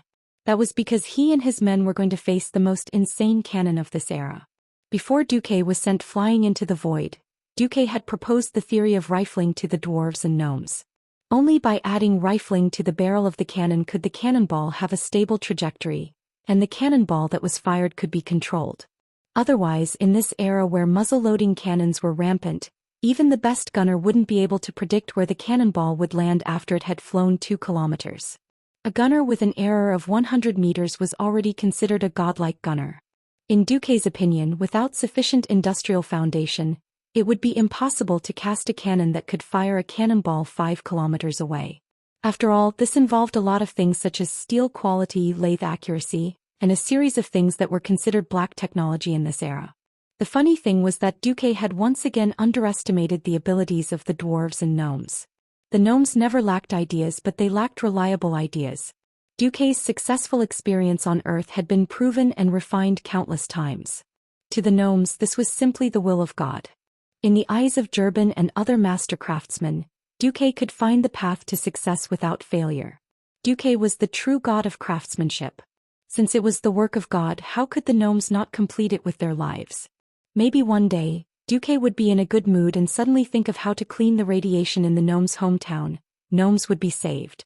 So, the quality of the steel would explode. Then I'll just make the barrel thicker and bigger, will that do? Would it explode after a few shots? My worst-case scenario is that the barrel would only be used once. You want high-precision rifling. Look at my gnome godly technique. Tie a rope to the cannon's chamber and carve out a perfect rifling with my bare hands using a hammer and chisel. The result was the 36 Lesser Duke cannons that were placed on Azhara's beach. The diameter of the barrel was 800 millimeters and it was 10 meters long. When the cannon was unfolded and fixed, it was 28 meters long, 5 meters tall, and weighed 288 tons when it was in combat mode. It sounded like the caliber was much smaller than the small steel cannon that sent countless orcs to hell during the Battle of Blackrock Mountain 13 years ago.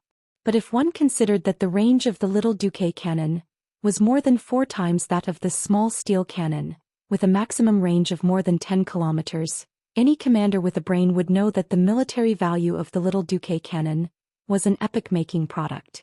If it wasn't for the equally unscrupulous Mage Dalaran who had developed the upgraded military magic defensive cannon shell, specifically for the Mage Tower in the past 10 years, using defensive arrow as the blueprint, perhaps the gnomes would have had the strength to conquer the world. But I digressed. Such a huge object had encountered great difficulties in assembling, transporting, and shooting tests. But in order to save the world, the gnome craftsmen had assembled 36 little Duque cannons within 3 days. When a shell weighed more than 3 tons and the dwarven secret chamber guards had to use Avatar to turn into small giants to load the shell, one could imagine how powerful the explosion would be. The huge floating island, which was already at the edge of the beach, produced an endless and terrible storm. First, there was a strong explosion that shook the mountains. At the front edge of the floating island, not to mention the zombies at the landing point, even the thinner edges of the island were directly blown up, causing the terrifying effect of the island sinking. Everything within the range of the shell disintegrated.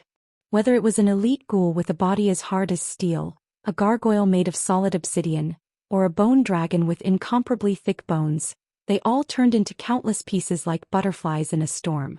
The cannonball exploded and sputtered metal shrapnel, easily shredding all the nearby existences into pieces. Even the zombies 300 meters away were blown away. Even the undead monster, Abomination, which weighed more than 5 tons and was sewn together from a large number of corpses, was blown away by the strong wind and rolled to who knows where. What's going on? Who can tell me what's going on? Reki Wintry was furious in the Soul Connection network. It seems to be a human cannon, a low-level lich replied. Bullsh *T. Of course I know about cannons. How can they shoot so far? Under such a terrible attack, even the Calamity Army, which was claimed to have absolutely no problem with morale, could not help but fall into chaos. 5 minutes passed quickly. The sky was filled with that terrible whistling sound again. This time, Reki Wintry chose to let the liches cast a spell and set up a huge magic barrier. The next moment, the power of science and industry collided with the mysterious power of magic that had nothing to do with each other in the air. At that moment, the entire eastern sky flashed with the brilliance of magic. The frost element and dark force formed a dense array of runes in the sky that emitted an evil spiritual light. These runes formed a huge shield, resisting the kinetic energy of the huge shell. Originally, this overlapping grayish-black shield seemed to be able to resist these shells. However, when the first shell was detonated by magic in midair, the entire magic shield suddenly cracked.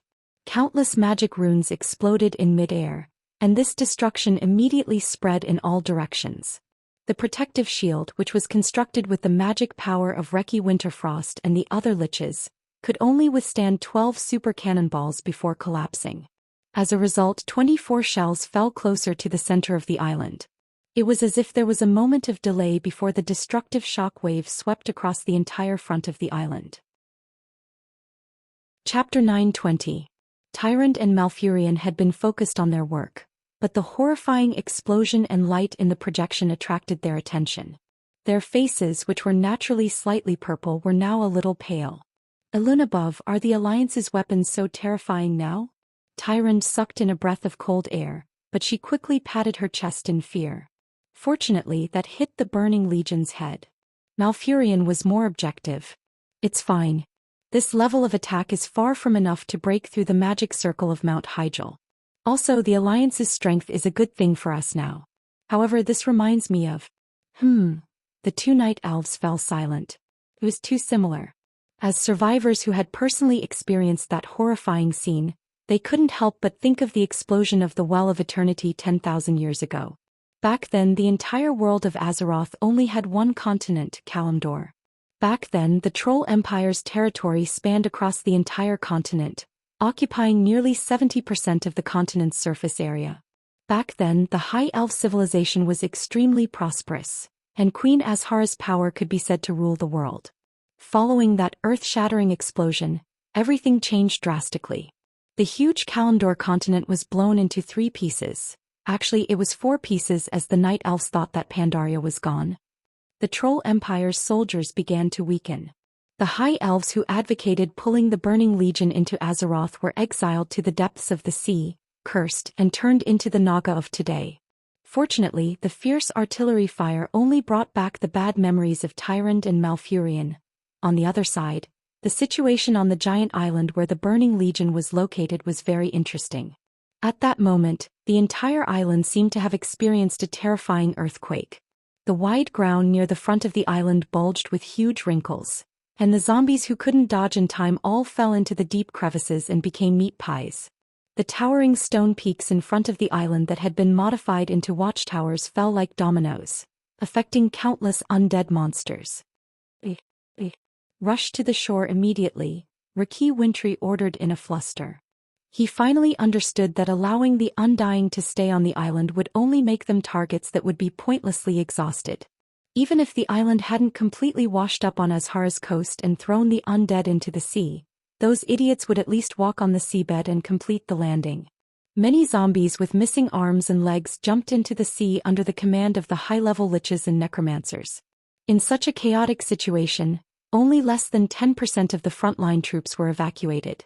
On the other hand, the large number of gargoyles that soared into the sky began to cause casualties to the Alliance. The Griffin Legion only blocked most of the gargoyles, and the Dwarf Knight's Tempest Hammer also smashed many of the gargoyles into pieces. They scattered down like a goddess scattering flowers, but there were still many gargoyles that dived into the Alliance's formation. Every time they launched an attack from the sky, it would always bring about a reign of terror and bloodshed. Or disembowel some wretch. Or he would bring someone even more pitiful into the air and then drop them down from a high place, smashing them into minced meat. Or maybe they were unlucky enough to bump into a holy knight who was guarding nearby, and they were killed by Hammer of Wrath. Bastard, wait for my troops to reach the shore. Lich Reki thought maliciously. At this moment, a large number of undead creatures surged onto the shore like a tide. The dwarf steam tanks that had just rushed into the pre-built trenches began to fire. Fire. Fire. They are antiques from 13 years ago anyway.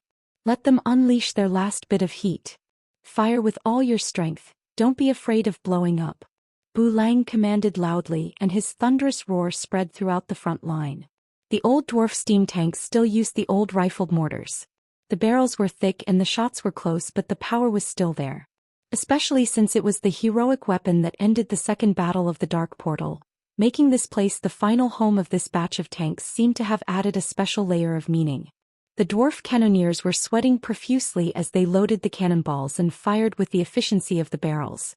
When these experienced cannoneers realized that the barrels were overheating, they immediately abandoned the tanks and ran away.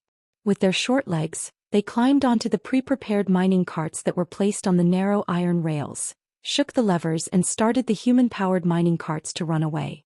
Reki Winterfrost was almost mad with anger. He had lost 30% of his million-strong undead army before they even engaged the enemy. Because they fell into the sea, were washed away by the tides and were suppressed by the floating islands, he lost another 10%. As soon as they landed, the despicable dwarves ignored the cannon fodder of the zombies and ghouls, and directly aimed at the few crypt fiends and fired, blowing up the large-sized spiders. That was not all. The vanguard was clearly close to the steel cannons, but the dwarves ran faster than rabbits with their pitiful short legs. They did not manage to catch many people alive. Without corpses, the snowball tactic that the Calamity army was good at couldn't be carried out, and the losses were even more irreparable. Reki Winterfrost could already imagine that if Archimonde, who was resting at the back, found out about this, he would definitely not have a good time. He could only be ruthless and press his troops forward with all his might. At this moment, the huge cannons that everyone thought would not be heard for a long time suddenly sounded again. Reki was dumbfounded. He definitely did not expect that the huge cannons that could fire once every 5 minutes had stopped for so long. It was actually Turayan who personally ordered the little Duque cannon to adjust the firing elements and aim at him at the front of the island. Can the cannons kill the liches of the undead tribe? Turayan's adjutant asked. Probably not. But even if it can temporarily paralyze the Calamity Army's command, it's still a good thing. Turayan was trying his luck. Even though the huge cannonballs were obstructed, Reki Winterfrost failed once again. The dense cannonballs landed in the area he was at. Even though he was a powerful radiant moon lich, he was pushed into the rubble of a collapsed stone pillar with a muffled groan. His personal guards were in chaos. As the Death Knights were not afraid of physical attacks, they did not suffer much damage, but they still staggered from side to side. Many of the Death Knights were even blasted away, landing heavily dozens of meters away. Through the binoculars, he saw a figure surrounded by white frost elements once again stand up amidst the dust. Turayan gritted his teeth in hatred. If I used Thkalm to stab him, Turayan thought without malice. At this moment, a flash of light suddenly appeared behind Reki Winterfrost. Before anyone could react, a thin golden sword had already pierced through Reki Winterfrost's chest from behind. Chapter 921. What happened?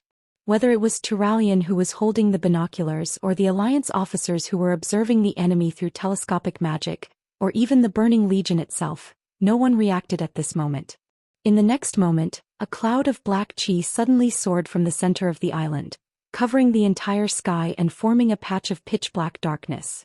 Then the black cloud stopped at the highest point and came crashing down. Rotten Bee Swarm. It was a very signature skill. But different dreadlords had different interpretations. They were obviously dark creatures full of chaos and terror, but under the control of that person they were played with.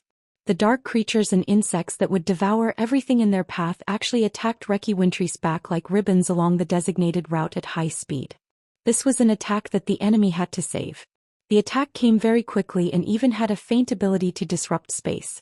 If it was a mage who flashed behind the Lich Reki, then he only had two choices left. Give up on further attacks and focus on reopening the spatial rift and flashing away again. Continue to attack, but he would probably have to pay the price of his life for the sneak attack. Naturally, it was the Burning Legion's dreadlord, Ansaron. He thought his calculations were very accurate. It was beyond his imagination that someone in the Alliance dared to play the decapitation tactic at this time, but he could still make up for it. As long as the mysterious mage hero was delayed for a moment, the Burning Legion could react and skin the guy alive as a sacrifice. He also didn't think that a mage's physical damage could be that high. And Reki Winterfrost wasn't a living thing, so piercing his chest wasn't a fatal wound. Although Ansaron looked down on Reki Winterfrost, he still had to admit that this lich had some skill. No matter how weak he was, he should be able to fight back. Ansaron was wrong. Reki Winterfrost really didn't react at all. Damn it. Even a pig would cry out when it was stabbed by a sword. Ansaron could never have imagined that the sneak attack turned out to be Duque, the supreme commander of the Alliance. Ever since Duque tricked Earthies once, he had become addicted to the thrill of selling swords with one hand and crafting staffs with the other. As a warrior, who was afraid to die of having his soul captured, Duque certainly would not go down personally to backstab him. The divine artifact in the hands of his clone, which had gathered 80% of his power, was the real deal. With the insane buff from the semi-divine artifact, Obsidian Queen, a normal arcane spell, speed reduction, became more than 10 times stronger. How could Reki Winterfrost have Earthies' level of magic resistance? Moreover, this lich had just used up all of his magic power to resist the cannonball, and the magic circuit constructed by the power of darkness became chaotic. As a result, the deceleration spell that Duque's doppelganger cast on him not only slowed down his movement and reaction speed, but also reduced his thinking speed to 1/10 of its usual speed. He had turned this guy into a temporary retard. After restraining was done, it was naturally time to sell the sword. Ansaron's reaction was too fast, and he did not give Duque's doppelganger a chance to land the killing blow. In the blink of an eye, Duque's doppelganger was swallowed by the dark worms. That was not important. It had already completed its mission. Before it was destroyed, it pulled out the divine artifact thin sword that was stabbed into the lich's chest and threw it out together with the staff in its left hand. The next moment 2 new doppelgangers appeared. One took a divine artifact and gave Reki Winterfrost the final blow. The angel statue of Obsidian Queen gently stuck between Reki Winterfrost's eyebrows. The retard was further aggravated. At the same time, unbeknownst to anyone, a massive amount of information was forcibly extracted from Reki's mind. On the other side, the narrow and slender golden holy sword revealed its blade, and with a perfect horizontal slash, Reki Winterfrost's skull flew into the sky. The next moment, a third doppelganger appeared and took Reki's skull away. Then all 3 doppelgangers disappeared at the same time. Over there, a double-headed giant sword that only the Lord of the Abyss had turned into a killing weapon that fell from the sky. It slashed through the sky and landed in a huge crater at the front of the island. It was only at this moment that the big shots of the Burning Legion realized that there was actually an Alliance powerhouse who was so daring as to hide in the crater and control a doppelganger to completely kill a Burning Legion commander. Capture him. From the center of the island, Archimonde's thunderous roar of anger came. That's right. Even if Reki Winterfrost was a weakling, he was also the commander of the Burning Legion. How could the Burning Legion face the fact that they were toyed with by a mere human who took the head of their enemy's general as easily as taking something out of their pocket? Where would Archimonde's face be? Several extremely powerful auras suddenly erupted on the island. Huge figures mixed with powerful auras rushed toward the crater, and even the surrounding space began to distort.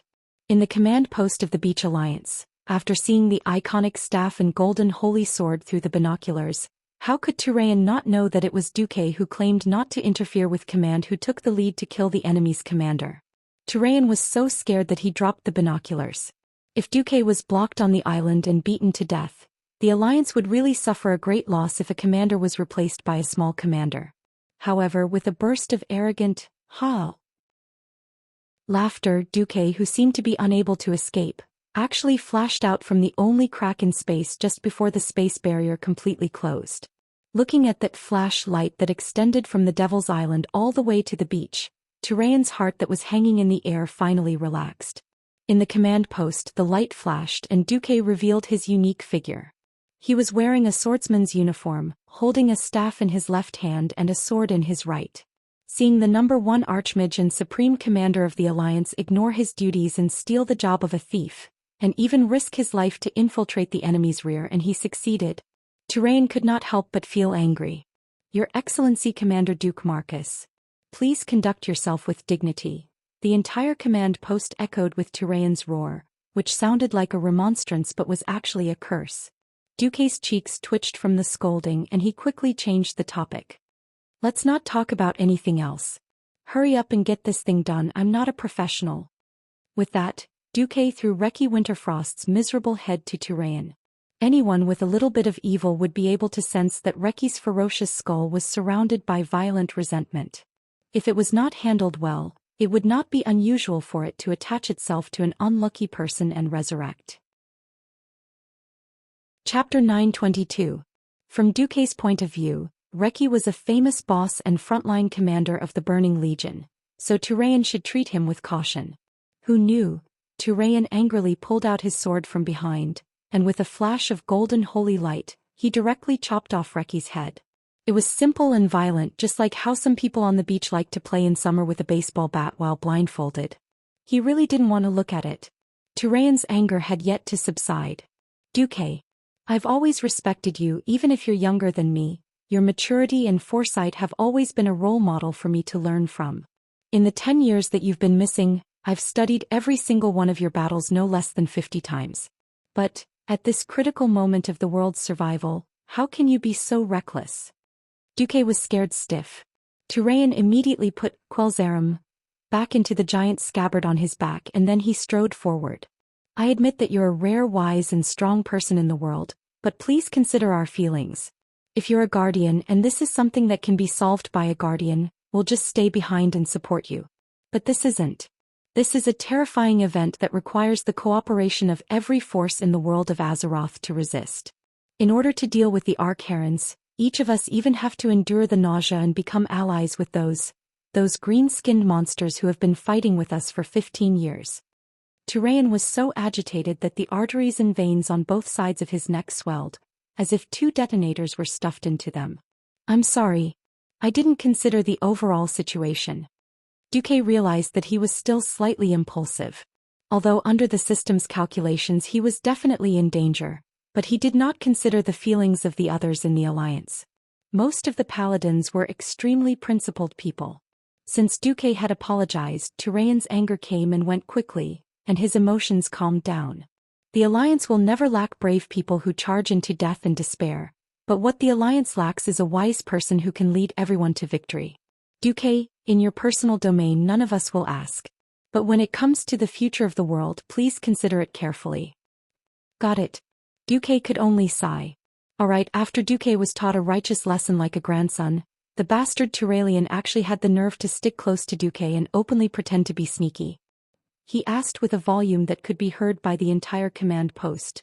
Alright, for the sake of righteousness I have to remind you. But in private, can you tell me what you've gained from taking such a huge risk? Duque's face was full of embarrassment. He finally understood. Turayan would have to remonstrate with him. The alliance without Duque and the alliance with Duque were not on the same level. He immediately noticed that Sylvanas was the first to come up to him. He almost thought that Queen Sylvanas was going to teach him a lesson like Turayan, but the next scene made him speechless. Queen Sylvanas entered, a very nonsensical acting mode. She gently covered her abdomen. Ah, my poor little Duke who is rumored to be a posthumous child, do you know? Your dad probably just lost his life because he went to the demons to show off, leaving us orphans and widows. Duque's facial muscles were almost out of control. Forget about pretending to be pitiful. What the hell was the legendary posthumous child? There were too many things to complain about, right? If Queen Sylvanas was not a cabbage that he had slept with, Duque would have wanted to kill her. Duque could only put his hands on his hips and said helplessly, well, if your man is a bureaucrat who only stays in the safety of the rear command post and gives orders to the frontline soldiers. Queen Sylvanas' face turned cold and immediately became cold. Who is that guy? I don't know him. All right. Was this the right kind of dictatorship and personal heroism again? Duque said helplessly, well, I swear I won't do this next time. Queen Sylvanas leaned over and gave Duque a warm hug. Then she blinked her sly eyes and said solemnly, no, what I want to say is next time you do this, please be sure to take me with you. Chapter 923. That's enough, you guys. Stop messing around. Duque was so angry this time that his nose was crooked. However, this Queen Sylvanas was the Queen Sylvanas he was familiar with. An extremely courageous heroine. From another perspective, she was also an expert at courting death in fancy ways. As her man, Duque had come to kill the general and capture the flag. Queen Sylvanas was also itching to do something. Sigh, why can't Sylvanas learn from Sasha? Wouldn't it be great if she had the attributes of a good wife? Duque rubbed his forehead and warned Queen Sylvanas, don't play with fire. I might succeed the first time, but I'll definitely die the second time. Of course I understand. I'll listen to you. This isn't Eversong Forest anyway. Alright, Duque seemed to have found the crux of the matter. If this was the homeland that Servanas deeply loved, then no matter what, he would resist step by step and inflict the greatest amount of damage on the Burning Legion. At this moment, in the tribe's camp at the foot of the mountain, Grom was grinding his teeth. There was no first place in literature and no second place in martial arts. He had fought with Duque and Duque's subordinates for more than 10 years, and had even been saved by Duque. If Duque was still that despicable person, who only knew how to hide in the army and play tricks, Grom obviously wouldn't care. Now that Duque had suddenly done something so exciting, Grom, the self-proclaimed #1 warrior of the tribe, really couldn't take it anymore. That kind of thing I can also do. Grom was too old and Thrall couldn't control him. But Thrall used his wisdom to solve this matter. Grom, do you mean you can kill that lich, or do you mean you can run away like Duque after killing the lich? After thinking about it for a moment, the mighty hell scream deflated. If it were him, he would have nothing to fear against Reti Winterfrost one-on-one. If he had to charge through the army at the front and kill a high-level lich, he wouldn't even have a 30% chance. Don't even think about coming back after you go. For example, a strength-type hero like him would always advance without retreat. Once he went up, he would either return with a complete victory or he would not be able to return. There was no third option. Of course, the images that Duque sent them couldn't be the slightest. It was like showing an old 640 to 480 resolution TV to outsiders, while showing your own family members the legendary 8K ultra-high-definition TV. The only thing the Horde and the Night Elves knew was that Duque had killed a Lich commander of the Burning Legion. In a sense, this was a form of protection for Duque, but it was also a form of flexing one's muscles. 2 hours later, Duque arrived at the tribal camp at the foot of the mountain. There was no welcoming or murderous hostility. Sal, Wajin and Grom just received Duque. What is it? Asked Sal. Nothing. I just have some information about the Burning Legion to share with you. With that said, Duque took out a bunch of figurines, or rather monster models. The models were sculpted with Hand of Magic under the control of the system. This was the Azeroth version of 3D printing. Sal's pupils constricted in an instant, and his eyes were firmly attracted by the monsters that Duque took out. For example, this dog-like monster was covered in scarlet scales, with black barbs on its back and 2 huge white horns that looked like bull horns growing out of the front part of its neck. The edge of its hideous mouth, which looked a bit like a bird's beak, was full of sharp, jagged teeth. But when Sal reached out and touched the monster, a one projection that floated in midair and slowly rotated clockwise suddenly appeared. When the projection first appeared, all the orcs present were shocked. Brock almost drew his axe and was about to chop the monster. This is... Sal's attention was attracted by the orc language scroll below the projection of the monster, and he subconsciously read it out. Devil Hound, special skill, mana burn. Mainly for spellcasters such as shamans. Sal immediately realized what Duque had done. This was Duque sharing information with the tribe in the simplest and most straightforward way. Perhaps it could be considered that Duque was pretending, but no one could deny that without Duque's information, the warriors of the tribe would have had to pay with their lives to test it out. For ease of reading, it was also translated into orc language, and the key skills of certain demons were marked with red circles. Most orcs were illiterate. Living in the wilderness for the first half of their lives, coupled with more than a decade of imprisonment, few orcs understood orc language. Fortunately, Sal still had some shamans who were captured when Nuzul attacked Azeroth. Otherwise, he really wouldn't have enough people to explain to the warriors. Simple text explanations weren't that straightforward, but with the 3D projection, as long as the orcs weren't too stupid, they would be able to remember what kind of enemy to deal with. For Duque to do this, it was really considerate of him. Sal very straightforwardly bowed to Duque. I thank you on behalf of the tribe. You are a true gentleman. Duque accepted Sal's bow calmly. When it comes to dealing with the Burning Legion, our interests are the same. Moreover, I can't get the most accurate information. This is only the general situation. Please adapt to the situation on the battlefield. We understand. As if remembering something, Sal asked again, how long does the tribe need to last? Duque cast a slightly melancholic gaze towards the top of the mountain. It depends on the Night Elves. But when the tribe needs to retreat, the Alliance will cover you. Regarding this answer, Sal was both helpless and nervous. If they weren't forced into a corner, the tribe definitely wouldn't cooperate with the alliance.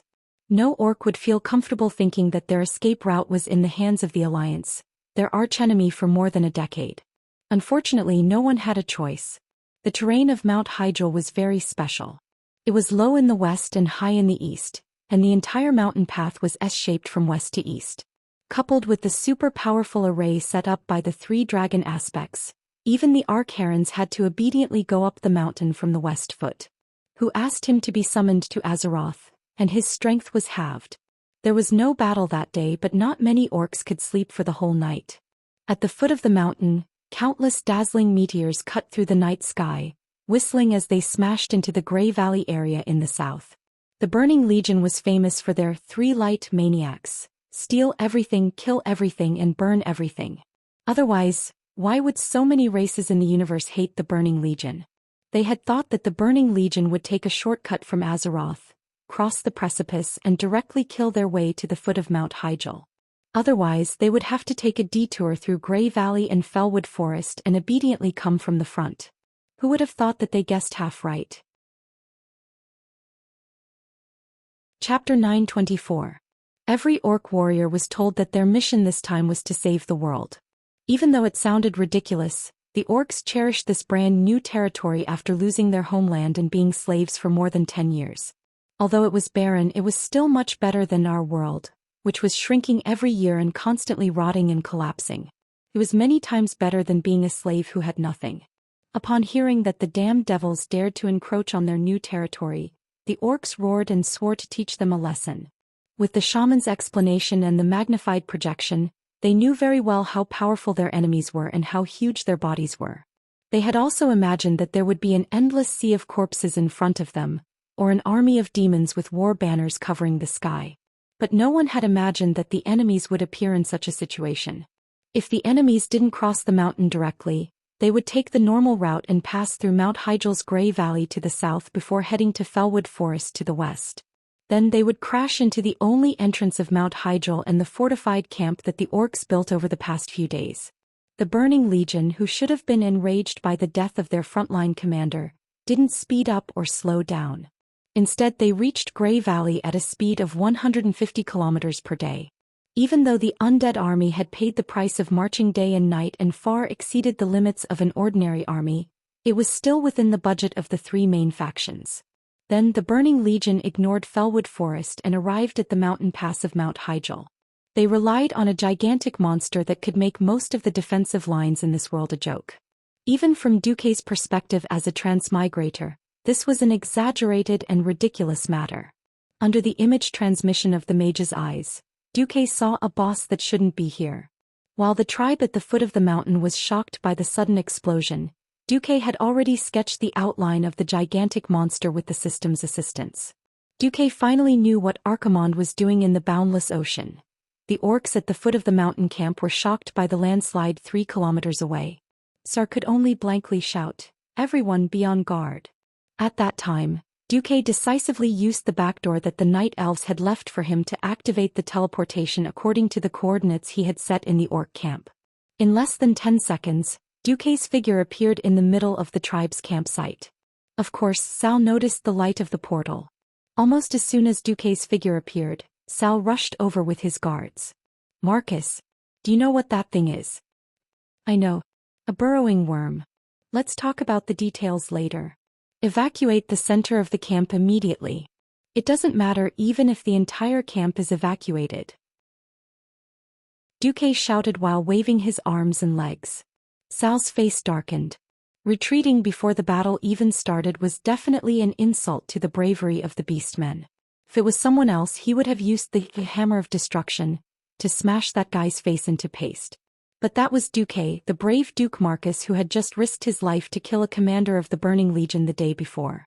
Even the orcs who disliked Duque had to show respect for Duque's method of going deep into the enemy's midst and seizing the flag. Sal only hesitated for a second before blowing the horn that represented the retreat of the entire army. The order conveyed by the horn could not be completely carried out. Only the Warsong clan could carry out the order better. After more than 10 years of guerrilla life, they had thoroughly trained an elite and strong army. Slightly better was the Frostwolf clan. After all, it was Sal's father's clan. Sal had perfectly inherited the power of the old patriarch Durotan. Most of the other orcs from the other clans were slaves and seriously lacked discipline. It just so happened that this group of orcs was the most numerous. The orcs were in a mess, but the terrifying behemoth in the distance once again drilled into the ground and rushed towards the orc camp at a speed faster than a horse's gallop. It dug a hole in the ground like an earthworm. Every time it moved underground, it would cause the earth to bulge and shake. It was like a long-lasting earthquake that swept across the entire orc camp. Not many mortals could stand steadily in such a violent earthquake. From far to near, the ground bulged bit by bit. It was as if there was an invisible hand that could reach the heavens and the earth, pushing a hill towards the tribe's camp. Closer, closer. The tribal warriors had expressions of despair as they watched the moving hill with rocks tumbling outwards collide with the tribe's camp at high speed. In the next second, whether it was the Tauran warriors that weighed nearly a ton, the wooden walls made of huge logs that required 2 people to wrap their arms around them, or the tall arrow towers that were thick and sturdy, they were all knocked into the sky by this terrifying impact that was beyond the imagination of mortals. Not to mention the orc warriors that only weighed a mere 200 to 300 kilograms. From afar, those green orc warriors were no different from dolls. This was just the beginning. In the next moment, it was as if a long howl rose in everyone's heart. This sharp howl came from the dark underground world, from the distant ancient times, from the most ancient continent of Kalimdor, which was still ruled by the 4 ancient gods and the elemental lords. The violent howl pierced straight into the deepest part of everyone's heart, evoking their most primitive instinctive fear. It directly made everyone forget to breathe and forget their heartbeat. Those with slightly weaker physiques and willpower directly fainted because their hearts were too nervous and suddenly contracted. At this moment, the center of the entire tribe's camp exploded. Like a volcanic eruption, countless sand directly exploded from the bottom to the top. Many unlucky people who had just been knocked flying had just begun to fall from the sky, but were once again knocked into the sky by the terrifying impact. And among this group of pitiful people, there was impressively the group of priests that Duque had specially provided for the orcs. Coincidentally, the young priest Sally Maytwain was also among them.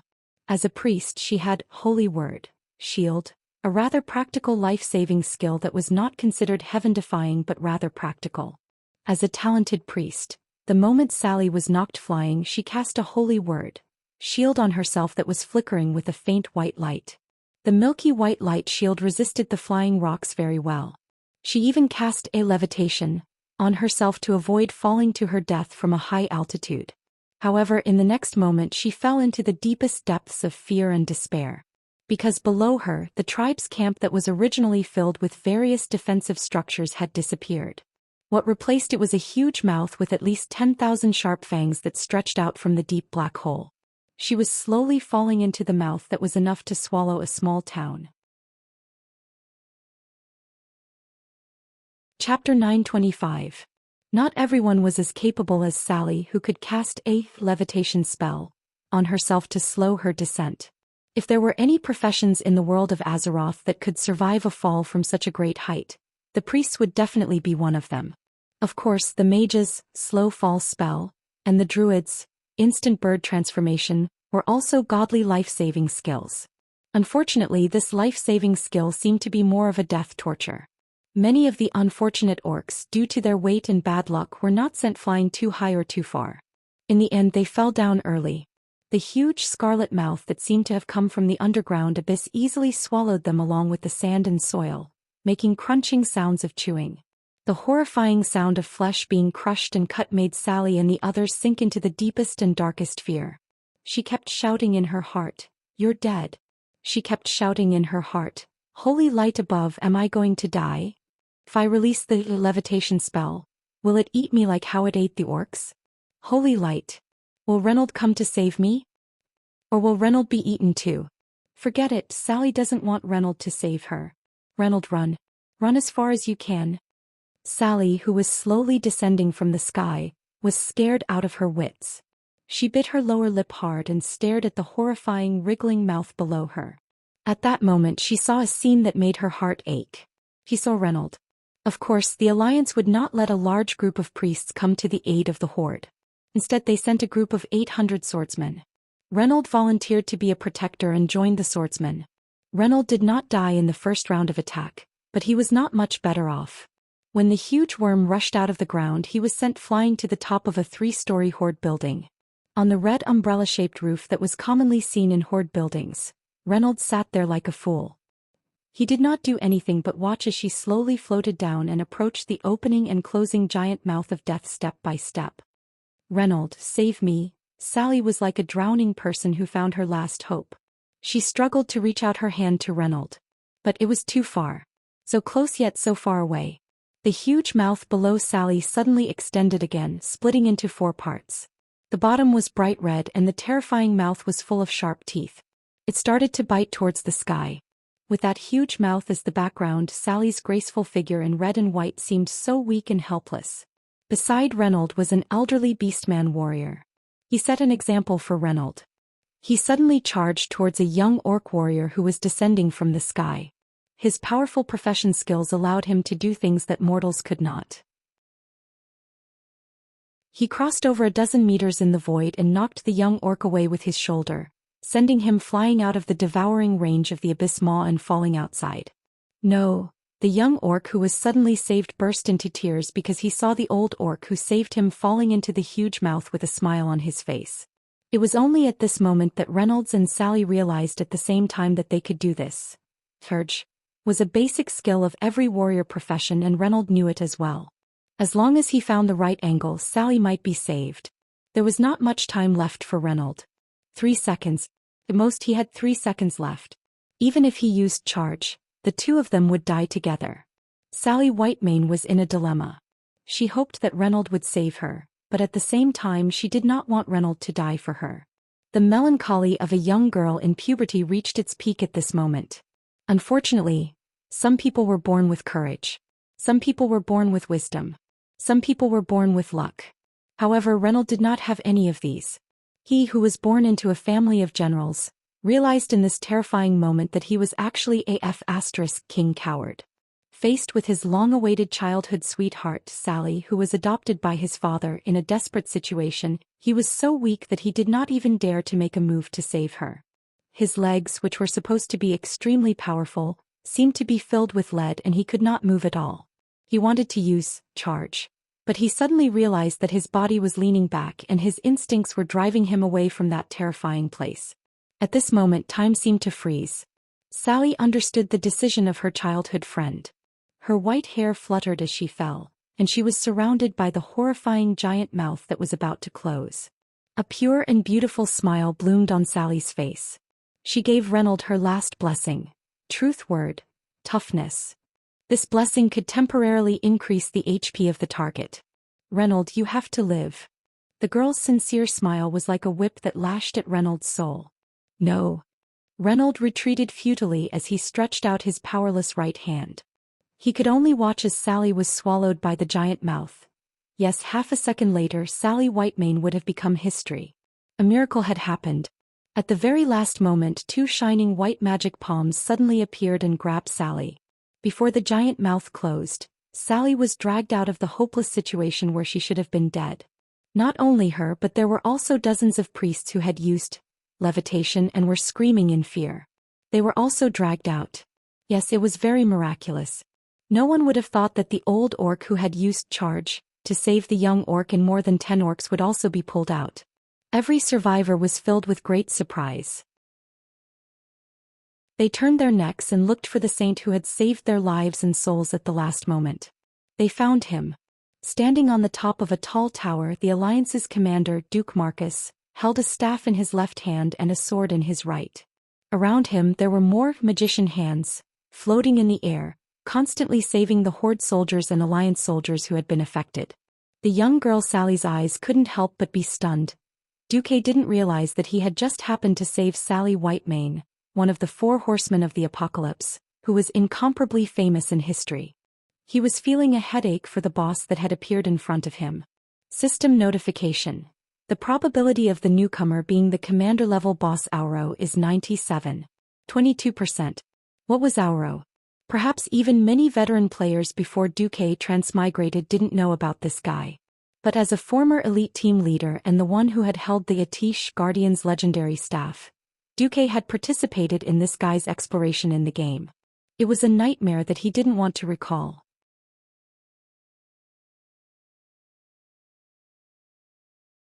Chapter 926. There was Long Out Yin on Earth. There was Aurora in Azeroth. Yes, it was referring to Auro, the crazy super burrowing worm. The reason why he was called crazy was because he could be seen in any ranking of the most difficult bosses in Azeroth. Some of the rankings were first, some were third, and some were fourth. Anyway, his craziness had never dropped out of the top 5. Note that these were the rankings that were made from the time when Varian Rin was still a kid to the time when Varian's son Anduin Varian had grown up. It spanned across decades of Azeroth's history, and after looking at the bosses of the 7 major versions of the instance dungeons with a 3-digit number. Hence, after seeing Auro's iconic red carapace and scythe-like long legs, Duque felt a little annoyed. Damn it, I came to Azeroth to start a harem. Oh no, I came to save the world. I didn't ask you to open the hell difficulty so easily. Speaking of which, aren't you the younger brother of the ancient god Si Thun? The invasion of the Burning Legion has nothing to do with you 4 ancient gods. Burning Legion? Azeroth explodes, will you 4 ancient gods still be able to survive? This time, Duque finally understood why the Arch-Herons would go against the course of history and stay in the endless ocean for so long just to negotiate with Si Thun. During the Dark Empire era, when the ancient gods ran rampant, the 4 ancient gods and the Lord of Elements ruled the entire world. Before the Well of Eternity exploded, the entire southwest part of the old Kalimdor continent was Si Thun's territory. In ancient times, after the 4 ancient gods of Azeroth were sealed in a planet by the Titans, these 4 guys did not stay still. For example, N'Zoth would say "You're a lowly" to Nesario 10,000 times every day, hypnotizing the silly black dragon to become his fighter. Another example was that, according to the course of history, Si Thun would jump out about 10 years later.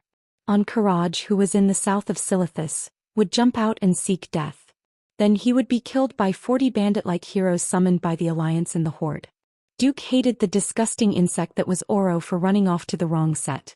However, with the experience of Baron Geddon running out to scare people during the Battle of Blackrock Mountain, Duque was a little immune to this kind of scare. It was just that, after seeing the giant sandworm boss Auro in person, he felt that the proportions were too exaggerated. Oro's leg alone was at least 300 meters long. At first he felt that Oro's mouth was too big, but when compared to his massive body, which had a diameter of 50 to 60 meters, he felt that only such a big mouth could match his body size. Originally, when the Burning Legion fought Mount Hyjal, Duque felt that the Burning Legion was breaking the rules. Now that Auro had entered the fray, Duque felt as if his opponent was an official cheat. Damn it, how was he supposed to fight? On the other side, the tribe had been tricked. Naturally, there were people who were unhappy. Grom Hell roared and leapt high into the air, preparing to use Blood Howl to deal a heavy blow to Oro. Then Lord Howl was amused. Oro was not just a simple giant sandworm. He had claws, and it seemed that Lord Howl's shocking roar and aura had finally alerted Oro. This giant worm with a crimson back popped out a claw that looked like a crab's claw. As one of Oro's 4 pairs of claws below his head, it was no different from a battering ram. The mighty Lord Howl was sent flying like a high fly ball in a home run. Whoosh! He flew out like a shooting star. The thick-skinned Lord Howl would definitely not die, but if his pride was damaged, Duque could not care less. Duque's face turned green. He immediately contacted the manager of Mount Hyjal through magic. Hey, Tyrant. You see the situation at the foot of the mountain? If the night elves have any tricks up their sleeves, use them. If you leave this worm alone, you'll be able to smell Archimonde's bad breath on Mount Hyjal before noon. But, we are accumulating our strength. Tyrant seemed to be in a difficult position in the magic mirror. Duque almost cursed out loud. There are no buts. I know how strong Archimonde's subordinates are. Without this damned worm, as long as Archimonde does not come, I can help the night elves hold on for at least 3 days. With the worm we can't even hold on for 3 hours. At this moment, Malfurion's bearded face appeared in the magic mirror. Plans cannot keep up with changes. Besides, we have been preparing for 10,000 years. It's not like we only have one move.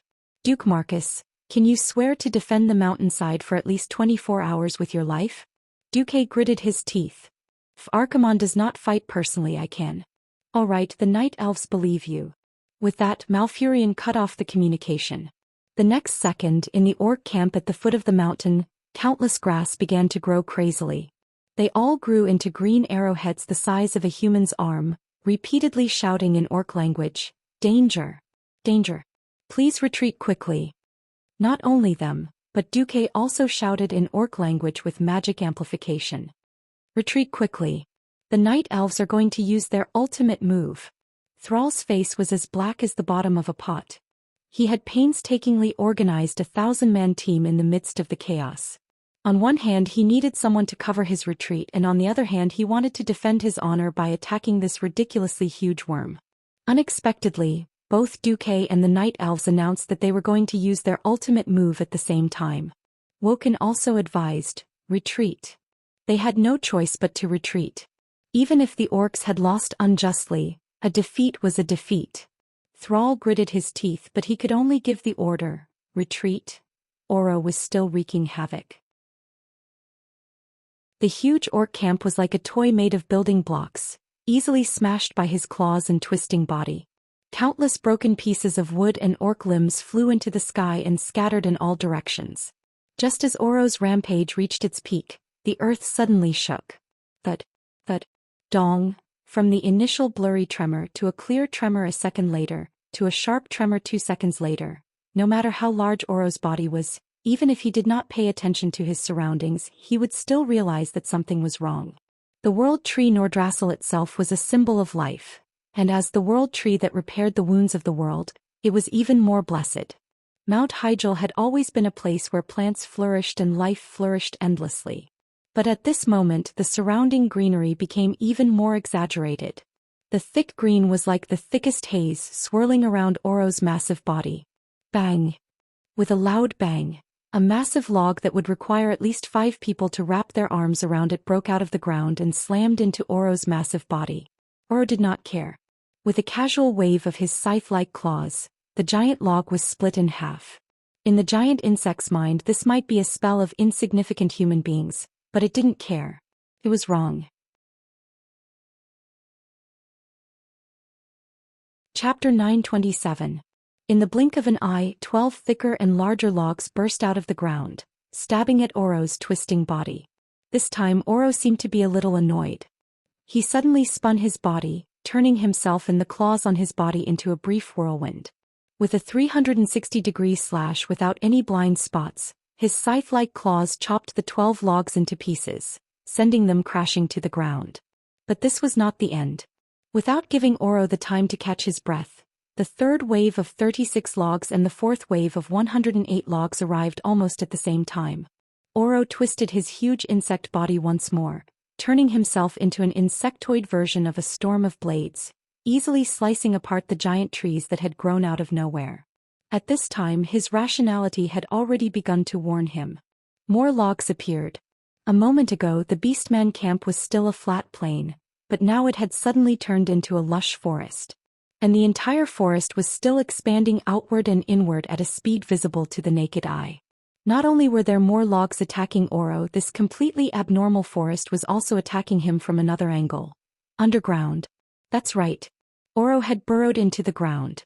At first it didn't feel it, but soon it realized that its body, which was buried underground, was being strangled.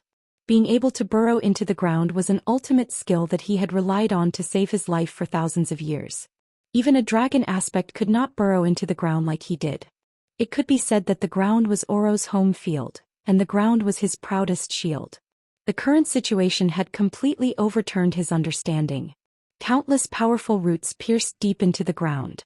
Not only did they grab hold of the soil, but they also quickly sealed off the tunnel that he had burrowed into. Oro had a feeling that if he wanted to go back the way he came, what awaited him would be death. He panicked. For the first time in his life he was panicking when facing something other than his master, Fun. Almost instinctively he moved his body, letting the parts of him that were buried deep in the ground dig out. 30 seconds later, Oro, who had never been seen in full by any mortal, finally revealed his entire body to the world. It was a 1,000-legged insect monster that was more than 1,000 meters long. On both sides of its body, There were almost countless neatly arranged legs that looked like crab claws. These slender legs were naturally not as big as the 4 pairs of large claws under the head. If each of these slender legs could still be active after being chopped off, they would definitely not be too bad if they were used as throwing poles for catapults. Just the sight of Auro's body was enough to scare trypophobia sufferers to death, and it was enough to make most people nauseous. However, since Auro dared to become a hired thug for the Burning Legion, there was naturally no reason to let him go. On both sides of the campsite at the foot of the mountain, there were many druids who looked very natural, with turf draped over their bodies. Zazasi. Nachanadazesai.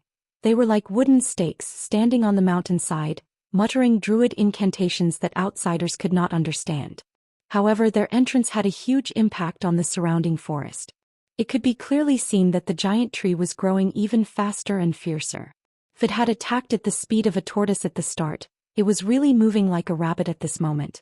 The thick green fog greatly weakened Auro's senses.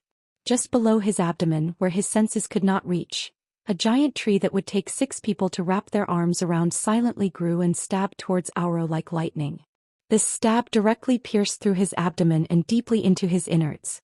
Then the surging force of nature exploded, causing the tightly shut pores of this giant sandworm boss to suddenly open, and almost every bowl-sized hole began to spurt out yellow fluid. It was Auro's blood as well as pieces of his innards. However, the reason why giant beasts were so difficult to deal with was because of their terrifyingly exuberant vitality. If a giant tree that would take 6 people to wrap their arms around pierced through its abdomen, even a giant dragon would die. However, for a giant sandworm that was 50 to 60 meters in diameter, this would at most be a light injury. The biological structure of an arthropod was completely different from that of a mammal. Just as more druids were preparing to do the same and stab Auro to death by stimulating the tree's rapid growth, this supergiant sandworm suddenly flipped on the ground. The sand and dust on the ground sped up and shot towards the druids on both sides of the mountain like cannonballs.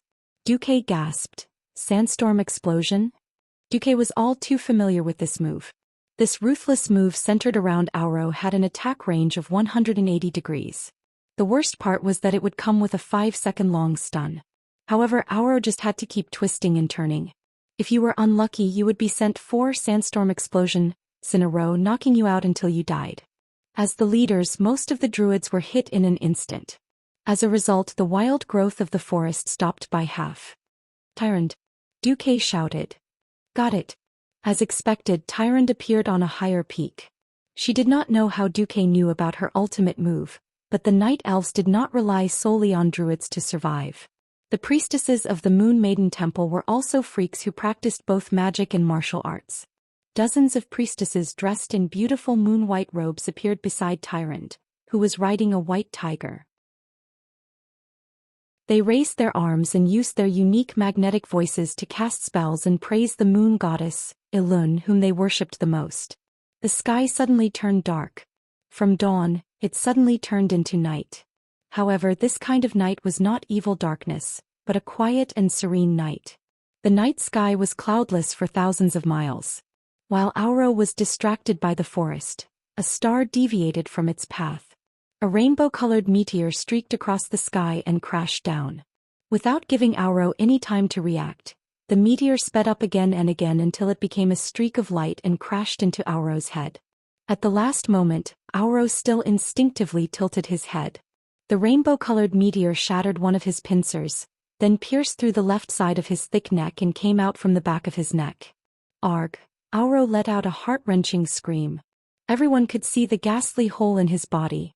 The shattered bones, internal organs, and blood all sprayed out with a bang, as if a torrential rain of blood had fallen from the sky.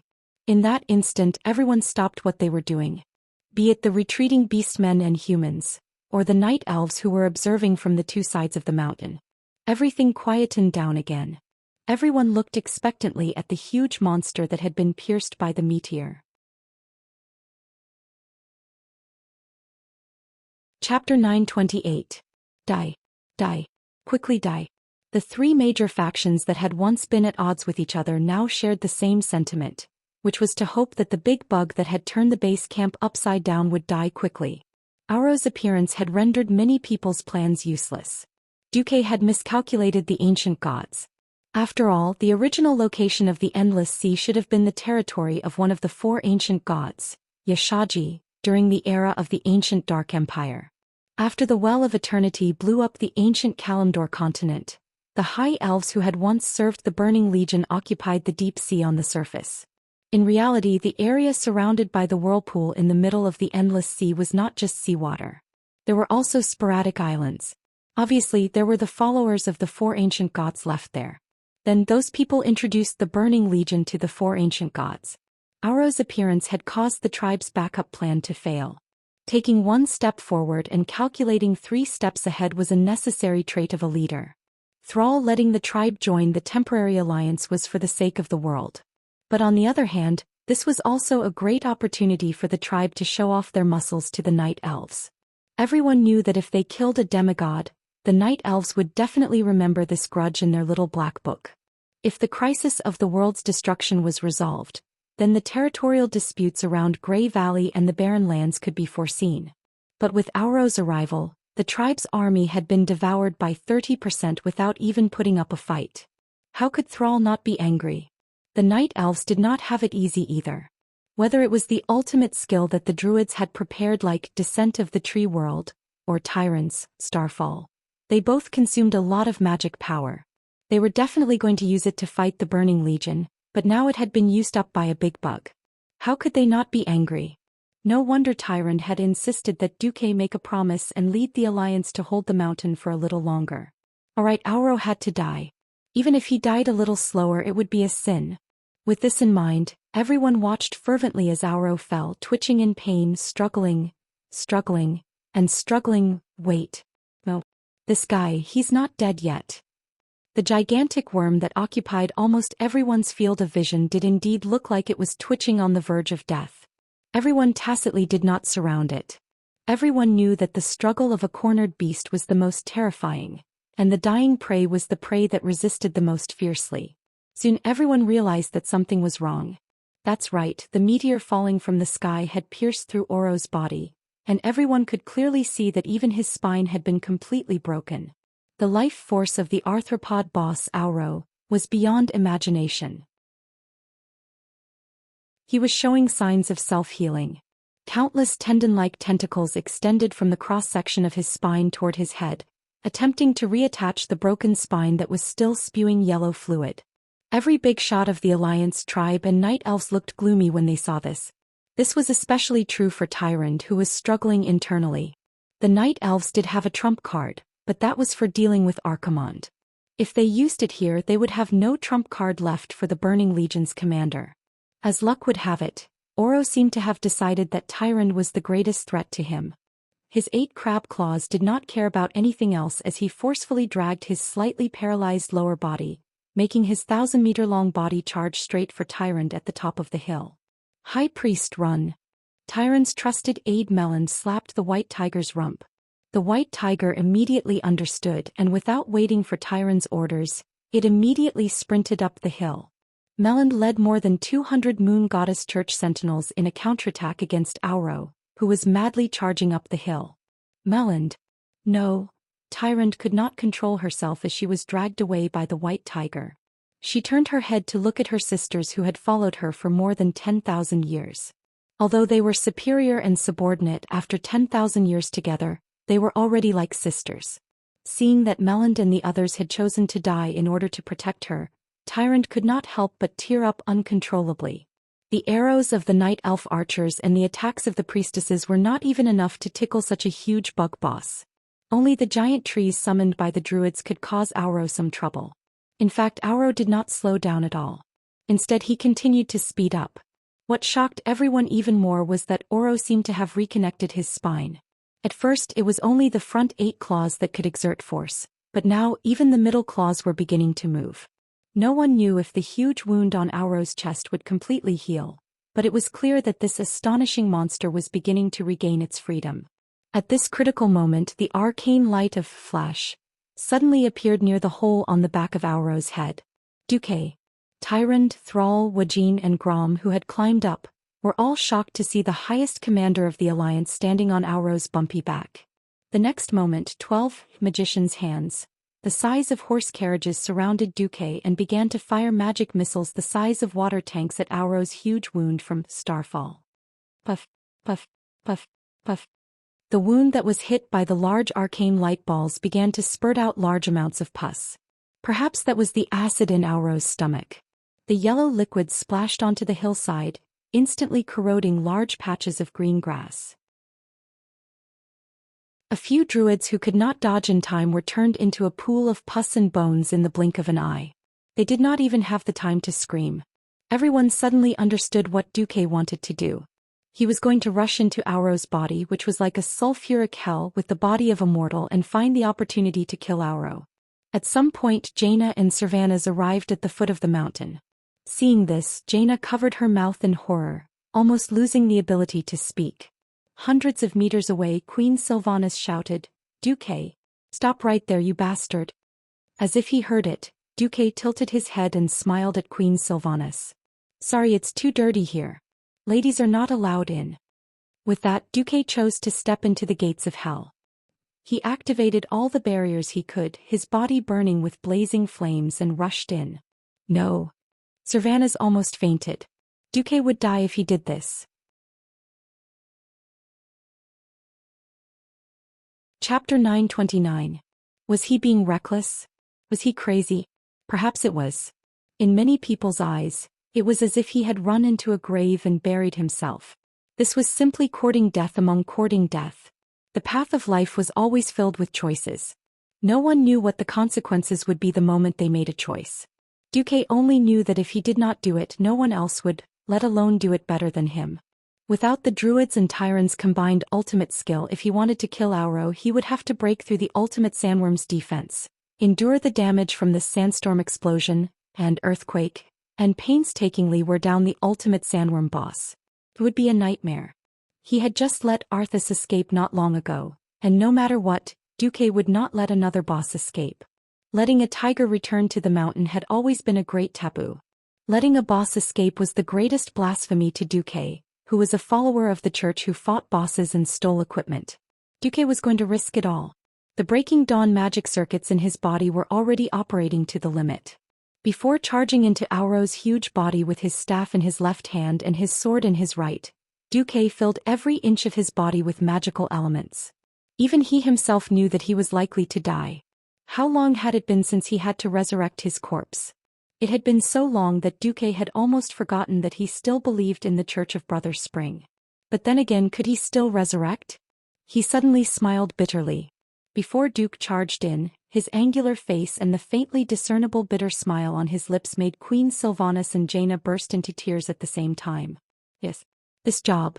If Duque did not do it, no one else could. Everyone thought that Duque would be the one to stand up in the end, and even treated it as a matter of course. But who really thought about Duque's feelings? The two queens were trembling in shock. They were not the only ones. Every pair of eyes that witnessed this scene were filled with shock. Tyrande, who was riding on the white tiger, stopped. Thrall, Watkin and Grom, who were about to rush forward, stopped. Tens of thousands of mortals who were struggling, retreating, attacking, or trying to help Duque stopped. Every pair of eyes was watching as Duque's magic bombarded Auro's body. Yellow blood, flesh and internal organs rained down on the grass. Then Duque crashed into it. It was a completely dark world. After Starfall, the sky returned to daylight, and not a single ray of light could penetrate the murky pus and flesh to shine into Auro's body. Duque was completely following the System Elf's instructions as he pushed forward through Auro's body, which was larger than most factories. The violent rain of arcane cannons blew up the muscles and organs in the way. The blazing flames scorched like the sun, destroying everything in its path. Every time he took a step, the tip of his toes would extend forward in front of him, preventing Duque's feet from sinking too deeply into the stomach acid and muscle tissue. The outer layer was filled with violent arcane spells, the middle layer was filled with flames, and the inner layer was filled with ice. The perfect control of a Breaking Dawn mage made the impossible possible. Duque was like the most incisive worker in the world, digging a path of victory that belonged only to him in the body of a giant sandworm called Auro. The pain stimulated Auro. No matter how slow he was, he knew that an uninvited guest had barged into his body, enough to kill him. If Duque had entered through his mouth full of sharp teeth, he had a million ways to kill Duque. However, Duque had bypassed his mouth and entered through the back of the oral cavity outside of the esophagus. He was at his wit's end and could only twist his body in an attempt to prevent Duque from gaining a foothold. A giant sandworm over 1,000 meters in length could easily rise and fall more than 200 meters when it kept twisting and turning. For a mere human, it was 1,000 times, 10,000 times more violent than riding a roller coaster. There was almost no air inside, and Duque relied entirely on his wind and lightning powers to condense a ball of air to ensure that he could breathe. Under such violent tosses and falls, Duque had no choice but to expend even more mana, using Magus Hand and other spells to stabilize his body and continue moving forward. Oro's final struggle destroyed almost everything around him. The orc buildings he passed, the trees on the mountain, the grass. Even the rather sturdy rocks of Mount Hyjal were crushed into powder by Oro's frenzied struggle. Will Duque succeed? Jaina was extremely nervous, her right hand subconsciously gripping Savannah's left hand. Queen Sylvana's slender fingers and Jaina's as soft as spring onions clasped together, and they could feel the nervousness in each other's hearts. I don't know. Queen Sylvanas wanted to answer, but when the words came to her mouth they became, he will definitely succeed. Because he is Duke Marcus. The greatest hero in the world. Because he is Duke Marcus. This sentence seemed to have become some kind of totem symbol, a faith filled with mysterious power. Jaina's heart, which was so nervous that it almost jumped out of her chest, seemed to have magically begun to calm down because of this sentence. Regardless of race, everyone was looking forward to it, waiting for the final result. According to the System Elf's calculations, it was only 100 meters from Oro's wound to Oro's heart. But it was this 100 meters that made Duque feel as if he had walked a 25,000-mile-long march. Under Oro's frenzied twisting, even if Duque kept using the long icicles to stabilize his body, he still could not avoid being left behind. Moreover, the internal structure of Oro's body was completely different from what he had imagined. His stomach, which was filled with acid, was simply too big, and Duque had to choose to take a detour, passing through the stomach and the outer layer of the abdominal cavity. What was more terrifying was that Duque would occasionally encounter attacks from tissues similar to the human white blood cells that fought against external invasions. This consumed even more of Duque's mana. But, nearer. Even if he took 5 steps forward and took 3 steps back, even if he took 10 steps forward and took 9 steps back, even if his progress was as slow as a snail, Duque was still nearing his target. Even without the System Elf's guidance, Duque could hear the intense heartbeat coming from Oro's internal organs and muscles. Die. Monster. Duque roared, gathering all the mana in his magic circuit, and through the layers of internal organs he shot a gigantic, frostfire arrow at the target. Chapter 930. Oro's massive body was able to affect everyone's hearts with every move he made. His madness. His spasms. Every building that it destroyed and every tree that it crushed was enough to make people tremble in fear. What everyone was most concerned about was, of course, Duque, who had entered Oro's body. It had nothing to do with race or faction. It was purely about Duque's success and the future of the entire world. This was the chain reaction of the ultimate move. If the Night Elves were forced to use their ultimate move here, then no matter how they struggled, they would not be able to escape the Burning Legion's clutches, and the world would be doomed. Just as everyone's heart rate reached its peak, Oro's mountainous body suddenly froze, and his fang-filled mouth opened wide. He seemed to want to roar and let out the last howl of his life. But he couldn't do it.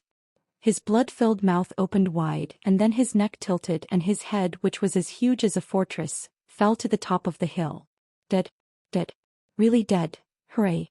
Regardless of race or camp, every mortal who was watching this scene cheered in ecstasy in their own language. Long live Lord Duke Marcus. The loudest cheers were naturally from the Alliance. At this moment, many of the Night Elves who had isolated themselves for tens of thousands of years, heard of Duque's name for the first time. But that didn't stop them from giving their warmest applause to the human hero who had saved their high priest's life. Only the tribe's orcs were conflicted. What the hell was going on? 13 years ago, it was Duque who led the Alliance to single-handedly destroy the tribe's dream of conquering the world of Azeroth. It was also this man who was more demonic than a demon, who single-handedly led the tragedy of sending hundreds of thousands of elite orcs into the sea to feed the fishes. But it was also this man who, in the face of a common enemy, did his best to save the tribe's warriors at the foot of the hill, and killed this seemingly undefeatable giant insect. The trolls and taurens were also very straightforward races. They had wanted to cheer and applaud, but the orcs were all silent and they didn't know what to do. On the contrary, the first orc applauded. Looking for the applause, the orcs were shocked to find that the one applauding was their great chief, Sal. Sal shouted loudly, "Clap? Why aren't you clapping? In the face of a common enemy, whether or not he is our former foe. A hero who has performed such a heroic act deserves applause, doesn't he? Let us praise Duke Marcus." That's right. Heroes know no boundaries. Even if they were each other's heroes and each other's enemies at this moment, he was still a common hero. Sal's magnanimity immediately received loud cheers from the orcs, trolls and taurens. They were praising Duke's feat, but they were also praising Sal's magnanimity. Every warrior's face was flushed with excitement. Because only someone with such boldness and bearing is qualified to be our great chieftain. At this moment something unexpected happened. "Duque. Damn it. Are you dead? If you're not dead, make a sound." At some point, Servanas and Jaina were standing on Auro's huge body, looking as if they did not know where to start. At this moment, everyone was shocked to find that the hero who had finally killed Auro, Duque, had not come out yet. Sal's expression changed. He immediately slapped his forehead, picked up his hammer and rushed toward Auro.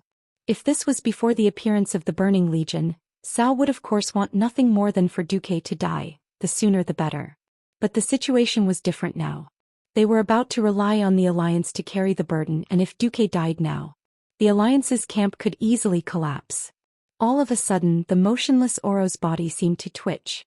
About 300 meters from his head, a small bump appeared on the left side of the worm's body, and then it quickly recovered. This movement was so small that even Jaina did not notice it. Servanas sensed it and shouted, "Duque is there. He's not dead yet. Quickly open an opening." Open. Easier said than done.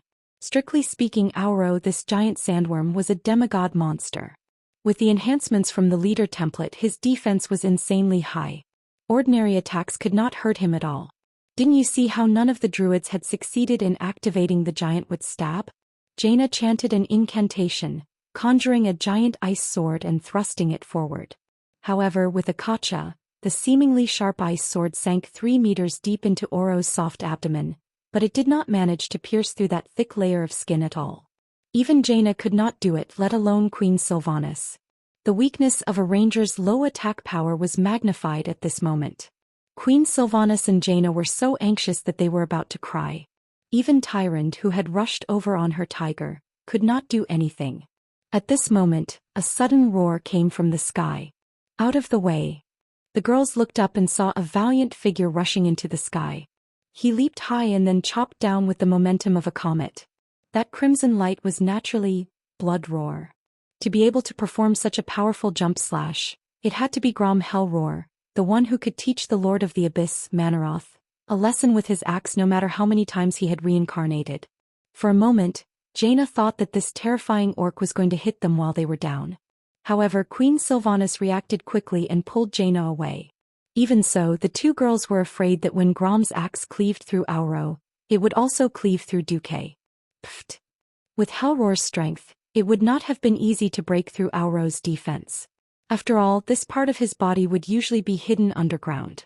Firstly, Auro was already dead. Secondly, he was basically lying down and waiting to be slaughtered, so the power of Grom's axe was naturally raised to the limit. The axe actually made a cut that was even more exquisite than a scalpel's. Auro's white abdomen was cut open nearly 20 meters long, and muddy yellow blood and pus splattered out. Tyrant frowned and waved her hand. Elun's divine guardian. Immediately, a layer of gentle milky white light appeared on everyone's bodies. Obviously, this was to prevent the corrosive nature of Auro's blood. It seemed like the blood in Auro's abdomen was not that acidic, but it was still smelly. Queen Sylvanas and Jaina almost covered their noses as they watched Sar and the Minotaur chief Cairn Bloodhoof rush forward and tear at the wound even more. After the toughest outer layer was torn open, the rest was simple. Grom rushed forward and hacked at Duque's ice barrier in 3 to 5 strikes. Chapter 931. Duque, who had been dragged out by everyone, had a funny expression on his face. It was a strange expression that said, "There's always an unruly person who wants to harm me." For a moment, Grom almost wanted to break the ice and chop Duque's head. Fortunately, activating the ice barrier did not mean that Duque lost his perception of the outside world. On the contrary, Duque's senses were even sharper. Opening the fridge in advance was just a precaution. If Hellscream was so weak that his hand trembled and killed Duque, Duque would definitely think of a way to send the supposedly dead Grom back to hell to play in the mud after reviving.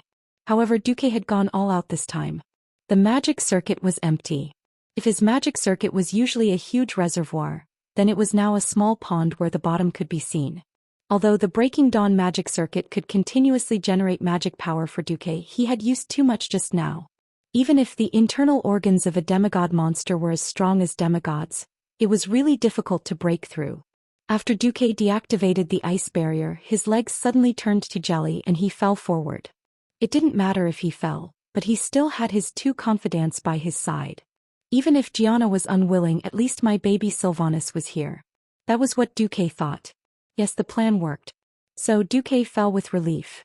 In fact, Queen Sylvanas had indeed stretched out her hand at lightning speed to help Duque.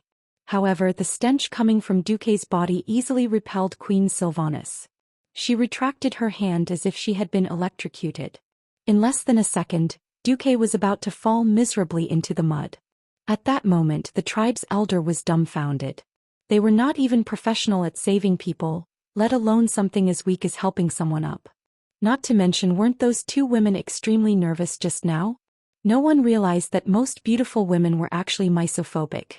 The more beautiful a girl was, the more they paid attention to their appearance. Were there sloppy beauties in this world? Yes. It must be a magical existence that looked like a beautiful woman, a beautiful tomboy. And so, without a care for anyone, Duque fell straight and miserably into the abyss of mud. Until the moment before he fell, Duque still raised his head and showed a sad expression to the 2 queens. Fortunately, in the end, Queen Sylvie put on an expression that said, "Since you've already ruined me, I might as well let you ruin me once and for all," while she reached out to hold Duque's right arm. His left arm was in Proudmoore's hand. At this moment, even a fool would know that the 2 queens had a close relationship with Duque. Jaina immediately summoned a water elemental and swallowed Duque's large body into it. Only his head was left outside so that she could clean Duque's body. Under Jaina's superb control, Duque felt like he was soaking in a hot spring jacuzzi. After being treated like an emperor, Duque finally felt comfortable. He suppressed the urge to divorce Queen Sylvie. Duque sighed. "Grom, it's your turn to save my life. Or even now." Lord Howell's mouth twitched. "That counts." "That doesn't count." Duque bared his teeth. "Fine, I'll count it as half a life." Grom didn't say anything else in the end. His silence indicated his agreement. Duque turned to Thrall. "Please order a speedy retreat. Even the seriously injured must be treated immediately and moved to the camp halfway up the mountain for treatment." "So soon?" Thrall was stunned.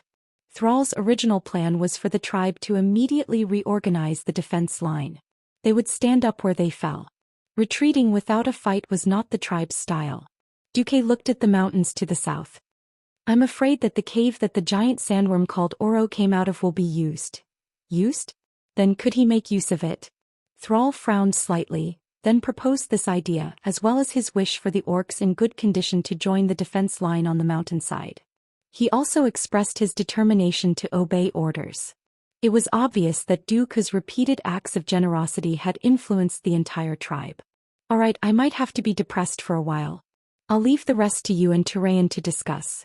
Remember, it's best that we hold on for more than 3 days. It won't be good for either side to lose too much, so please make sure to rotate." "Understood." Thrall nodded heavily.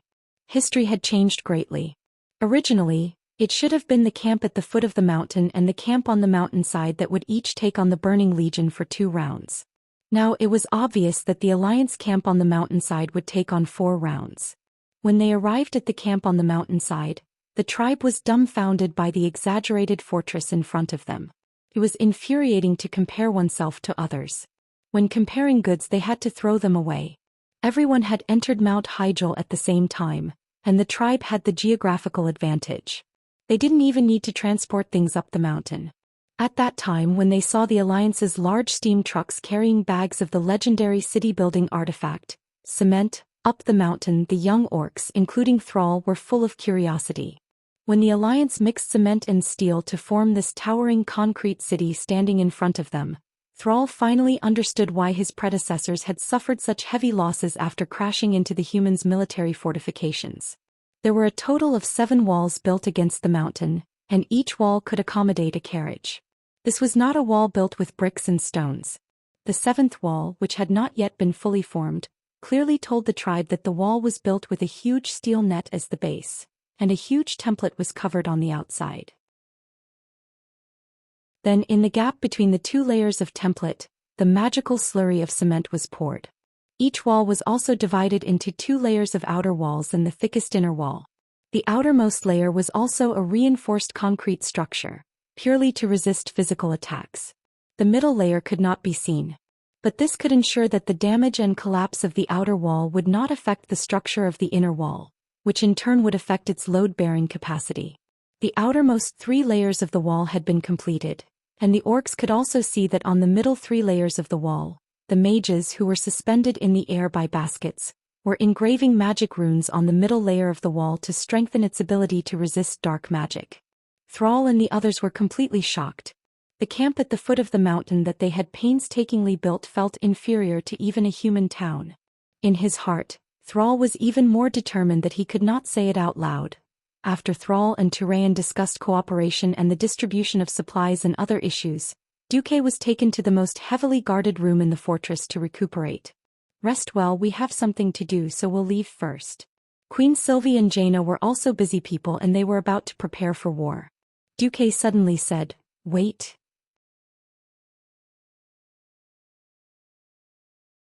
Chapter 932. What's wrong? The 2 queens were stunned at the same time. This time, because they were worried that Duque would be injured, the 2 queens put in a lot of effort. Jaina brought Aegwynn out to check on Duque's injuries, and Queen Ciri directly let Riadaline come to Duque's side as a guard. Plus, Vanessa, who had been guarding Duque, was quite skilled, so it could be said to be foolproof. They didn't know why Duque suddenly stopped them. Duque smiled mysteriously. Beating down a strong enemy, wouldn't it be too much of a killjoy if there weren't even spoils of war? With that, Duque raised his hand, and a lot of equipment that had obviously been preliminarily cleaned fell out of his spatial bag. Duque clapped his hands. "Come, call Ronan and Lilith too." After a while, everyone was present. Everyone was a knowledgeable person. No one would have thought that Dooku would be able to get so many good things after killing that super big insect. Sensing the mysterious magic power that was emanating from the equipment, everyone knew that this was ancient magic equipment that far surpassed the modern world. It was likely that it even dated back to the ancient Darkness Empire. Most women were misophobic, especially women of status like Jaina and Servanas, who couldn't possibly use these strange-looking large pieces of equipment. But others could use them. This time, everyone came all the way to Kalimdor to support us. Although it's for the greater good, everyone is risking their lives to fight. On one hand, it's to reward everyone, and on the other hand, it's to increase everyone's combat power. So if you get the equipment, please don't refuse. After some introductory remarks, Duque fought the tycoons and divided the land. Oh, he killed the boss and divided the equipment. Riadaline, this insect scale blocker is yours. The Blood Elf Knight stepped forward respectfully and took the green shield that seemed to be made of several beetle shells connected together, looking very much like a comma. At first she thought it was strange, but when she successfully connected her magic circuit to the shield, a look of pleasant surprise appeared on her face. "Thank you, Lord Commander." Riadaline immediately bowed as far as her armor could bend. Although holy knights practiced holy light was also a type of magic power. They also needed to practice the holy light circuit, which was similar to the magic circuit. Due to the special characteristics of the class, the holy knight's holy light regeneration was actually lower than that of the priest and mage. This shield was commonly known as the milk shield. It was a shield that increased intelligence and spirit for paladins. Among the paladins there were Mograine, Sidan, Turalian, and others who were strong enough to tank at the front lines. For a balanced paladin like Riataline, Duque could only sneak her into the healer team.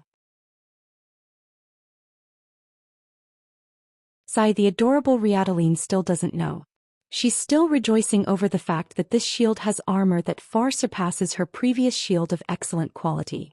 Was he still helping Duque count his money after being sold? Lilith, this pair of leather, digger's boots, is for you. Lilith tilted her head and faintly thanked him. She didn't hide anything and directly tried them on. She was surprised to find that they actually fit. The magical feeling of being connected by blood made this expressionless man reveal an expression of pleasant surprise. Ronan, this digger's wrist guard, is for you. Ronan respectfully took it and put it on, feeling even more grateful in his heart. In this day and age, epic equipment was not easy to find. Although Teacher Duque made him work hard, he would always give him a share when it was time to reward him. Ronan bowed deeply. Thank you, teacher. Duque casually handed over a bug, which shocked Ronan. Ronan took a closer look and realized that it was actually a gun with the shape of a strange bug. From afar it looked like a crab pincer. Give this to Sir Lang Bronzebeard for me. I remember that he needs a good gun. Understood, teacher. Finally, Duque glanced at the two queens and sighed. Jaina, I know that you've been secretly envious of Senior Ronan's unruly will for so many years. At this point, Jaina stuck out her tongue like a little girl. After so many years, if she could still be fooled by Duque, how could she not know that unruly will was better than that smoke glove, after becoming a radiant moon wizard? It was impossible to say that she didn't secretly complain. Of course, she couldn't help but curse Duque in secret. Duque handed over an exquisitely made box with golden edges and a dark yellow background. It was only half the size of a palm. It was a magic accessory. I've already appraised this. It's called sandworm poison. Don't worry, it's just a name. It's harmless. Its usage is similar to Ronan's. It's just a little lacking. Teacher Duque acted like a teacher, his face full of look. I actually love you too, expression. Jaina was displeased. Teacher Duque, if you really love me so much, you should give me a better one. Duque's face fell. Damn it, you must have skipped countless versions to get rid of Deathwing and loot his corpse. If you send a few more bosses that should only appear 10 or 20 years later, how many of my old bones will be left? Duque immediately turned hostile. If you want it, then take it. If not, then forget it. I want it. Why not? Jaina moved like lightning, snatching the sandworm poison, and holding it in her hands as if she was afraid that it would melt. Finally, there was only Queen Sylvanas left. The arrogant Sylvanas stood with her hands on her hips in an S shape, a faint smile on her lips as she looked at Duque. She was clearly saying that he didn't have anything good to give her, just wait and see. Duque's eyes widened. Who almost threw me to the ground and **T. Sylvanas retreated in a rare moment, not daring to look at Duque. She turned her head away with a red face. Yes, I know I was wrong. Please let me go, we'll talk about it later. Fine. It's a deal. Duque's feigned anger turned into a sinister smile as he looked at Sylvanas gently. He raised a small, intricately crafted, gem-studded green carapace. Sylvanas, this cave-dweller shell is for you. With it, once you activate it, it'll be like having a magic shield out of thin air. It's about the same as a radiant moon mage's ice shield. Sylvanas was overjoyed when she heard this. What was the saddest thing about rangers? They didn't have enough life-saving skills. Especially against unreasonable AoE attacks, they could only take it with their bodies in despair. Now that she had the cave-dweller shell, it was tantamount to having half a life. In her joy, Sylvanas actually did something that shocked everyone around her. In her passion, she actually rushed over to hold the weak Duque's face and kissed him deeply. Wow, there was an uproar.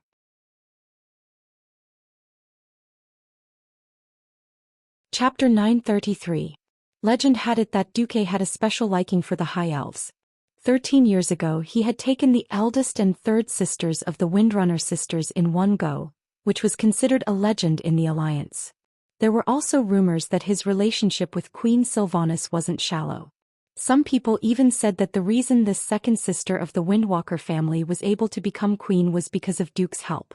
But no one knew that Duke was so crazy enviable that he had taken all the 3 Windrunner sisters, including Queen Sindorii.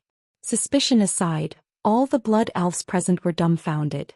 Second sister you. Lilith's brain crashed. She had never thought that her 3 brothers-in-law were all that B***starred Duque. Riadeline was even more confused. Wasn't there a rumor that Duque had something going on with Her Majesty Kalia, Queen of Lordaeron? Although she had heard that he had an ambiguous relationship with His Majesty Proudmoore, this was the first time she had heard about his relationship with her queen. It seemed that when she faced Duque in the future, she would have to treat him as the queen's husband. Next to them, Jaina was very jealous. There was a strange feeling in her mouth, and she looked at the 2 of them with complicated eyes.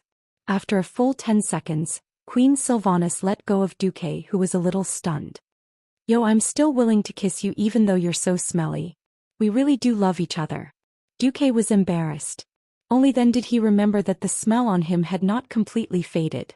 As if to announce to the world that Duque was her possession, Queen Sylvanas playfully patted Duque's face. Okay, we all know that you've overdrawn your magic circuit just now. Have a good rest. If you really can't take it anymore, someone will come to you. With that, Queen Sylvanas tilted her head. Vanessa, please clean this guy up. I don't want him to still be so smelly the next time I see him. As you wish, Duchess. Vanessa looked respectful, but in fact she did not hesitate to push Queen Sylvanas. She was clearly saying, I don't recognize any queen. Only the true matriarch of the Marcus family can order me around. You can be a duchess or get out of here. Queen, she was in high spirits. There was no hostility. Instead there was a faint admiration. Good, not bad. Only a maid like you can protect and take care of my man. I'll leave it to you. Yes. Vanessa replied with impeccable etiquette. Everyone dispersed like the tide, leaving only Duque and Vanessa. Duque said, Vanessa, give me a moment. I need to take a shower. Stop joking. His Majesty Proudmoore already told me that you used up almost all of your mana just now. You had to use a small amount of magic to force your body to move even a finger. It won't be good for your body if you keep pretending. Ugh. When the truth of the matter was suddenly exposed, Duque was embarrassed. But could it be that Vanessa wanted to help him bathe? Oh no, such a beast, oh welfare thing, how could it happen to me? If you don't see, you wouldn't know that the little maid who didn't have a great figure back then was already, cough cough. Duque, who had accidentally lost his moral integrity, was obviously thinking too much. Don't worry. This is to prevent you, a bestial duke, from going berserk all of a sudden when you're injured and doing something inappropriate to violate your cute little maidservant. Vanessa said with a straight face as she shook a golden bell in her hand. Ding dang dang. There was a loud noise and 4 beautiful but strong maids rushed in from outside the door. Damn it, just by looking at the calluses on their hands, it was obvious that these so-called maids were all female knights, swordsmen and so on. They had obviously received orders from many generals or queens, and immediately took off Duque's smelly robe and clothes without a word. They then pressed Duque into a large bucket filled with warm water, and scrubbed Duque like they were scrubbing a dungeon. But help. The miserable Duque could only see Vanessa laughing sinisterly at the side. Are you a *king's spy or my maidservant? After much difficulty, Duque was like a broken puppet, lying on the clean bed in a very uncoordinated position. Destroying Auro's heart and escaping had indeed exhausted Duque's magic. Before his magic could circulate normally, Duque did not dare to release his senses too much. After all, long-distance elemental perception required magic as well. What's the situation outside? Vanessa looked like a loyal and obedient maid as she replied in a dignified manner. Just as you expected, master. The camp at the foot of the mountain is under special attack. The Night Elf Sentinels and the Blood Elves Rangers are delaying the undead army, but they will soon engage the defenders on the mountainside. A vein in the shape of a cross appeared on Duque's forehead. Can you stand closer to talk? You're obviously looking down on me. Hee hee. Master, you're thinking too much. Vanessa covered her mouth and snickered. How could I look down on you? I'm your most loyal maid. Even after you abandoned me silently for 10 years, I've never lowered my loyalty to you even though I've been protecting your rumored girlfriend, Her Majesty Menethil. Damn it. Aren't you being sarcastic? Do you dare to swear on your integrity that you're not resentful? What are you doing standing 10 meters away, pinching your nose and speaking to me in a soft voice? You're even standing at the door looking like you're going to run away at any moment? Damn it. If I really was a great noble of this era, you would have been killed 100 times over and then killed 100 times over, all right? Why are all the maids so gentle and sweet, willing to be the life mentors of noble young masters, while I'm just a maid and I'm so worrisome? Duque felt like he was in a trance. All right. Get out. Since you want me to rest, I'll have a good sleep. Duque sent Vanessa away in a bad mood. Duque was exhausted. Fighting Auro head-on at this point in time was definitely a heavy burden to bear. He fell into a deep sleep, but before he entered the dream he unintentionally spread out his senses and heard Vanessa's words. Lord Ronan, although Mount Hyjal is indeed important, I've always believed that my master is the last hope of this world. If the defensive line is in danger, please open the teleportation door to send my master away. If Stormwind City isn't safe, reopening the door of darkness and sending my master to Draenor is better than letting him die here. Vanessa's voice was sonorous and powerful, and her words had an unquestionable majesty. I understand. Everything is for master's safety. This was Ronan's humble voice. Duque sighed in a daze. All right, that's my good maid. You're tuning in to the Zhou Xian's Legacy YouTube channel. Don't forget to subscribe and join us on this journey to catch the most captivating stories.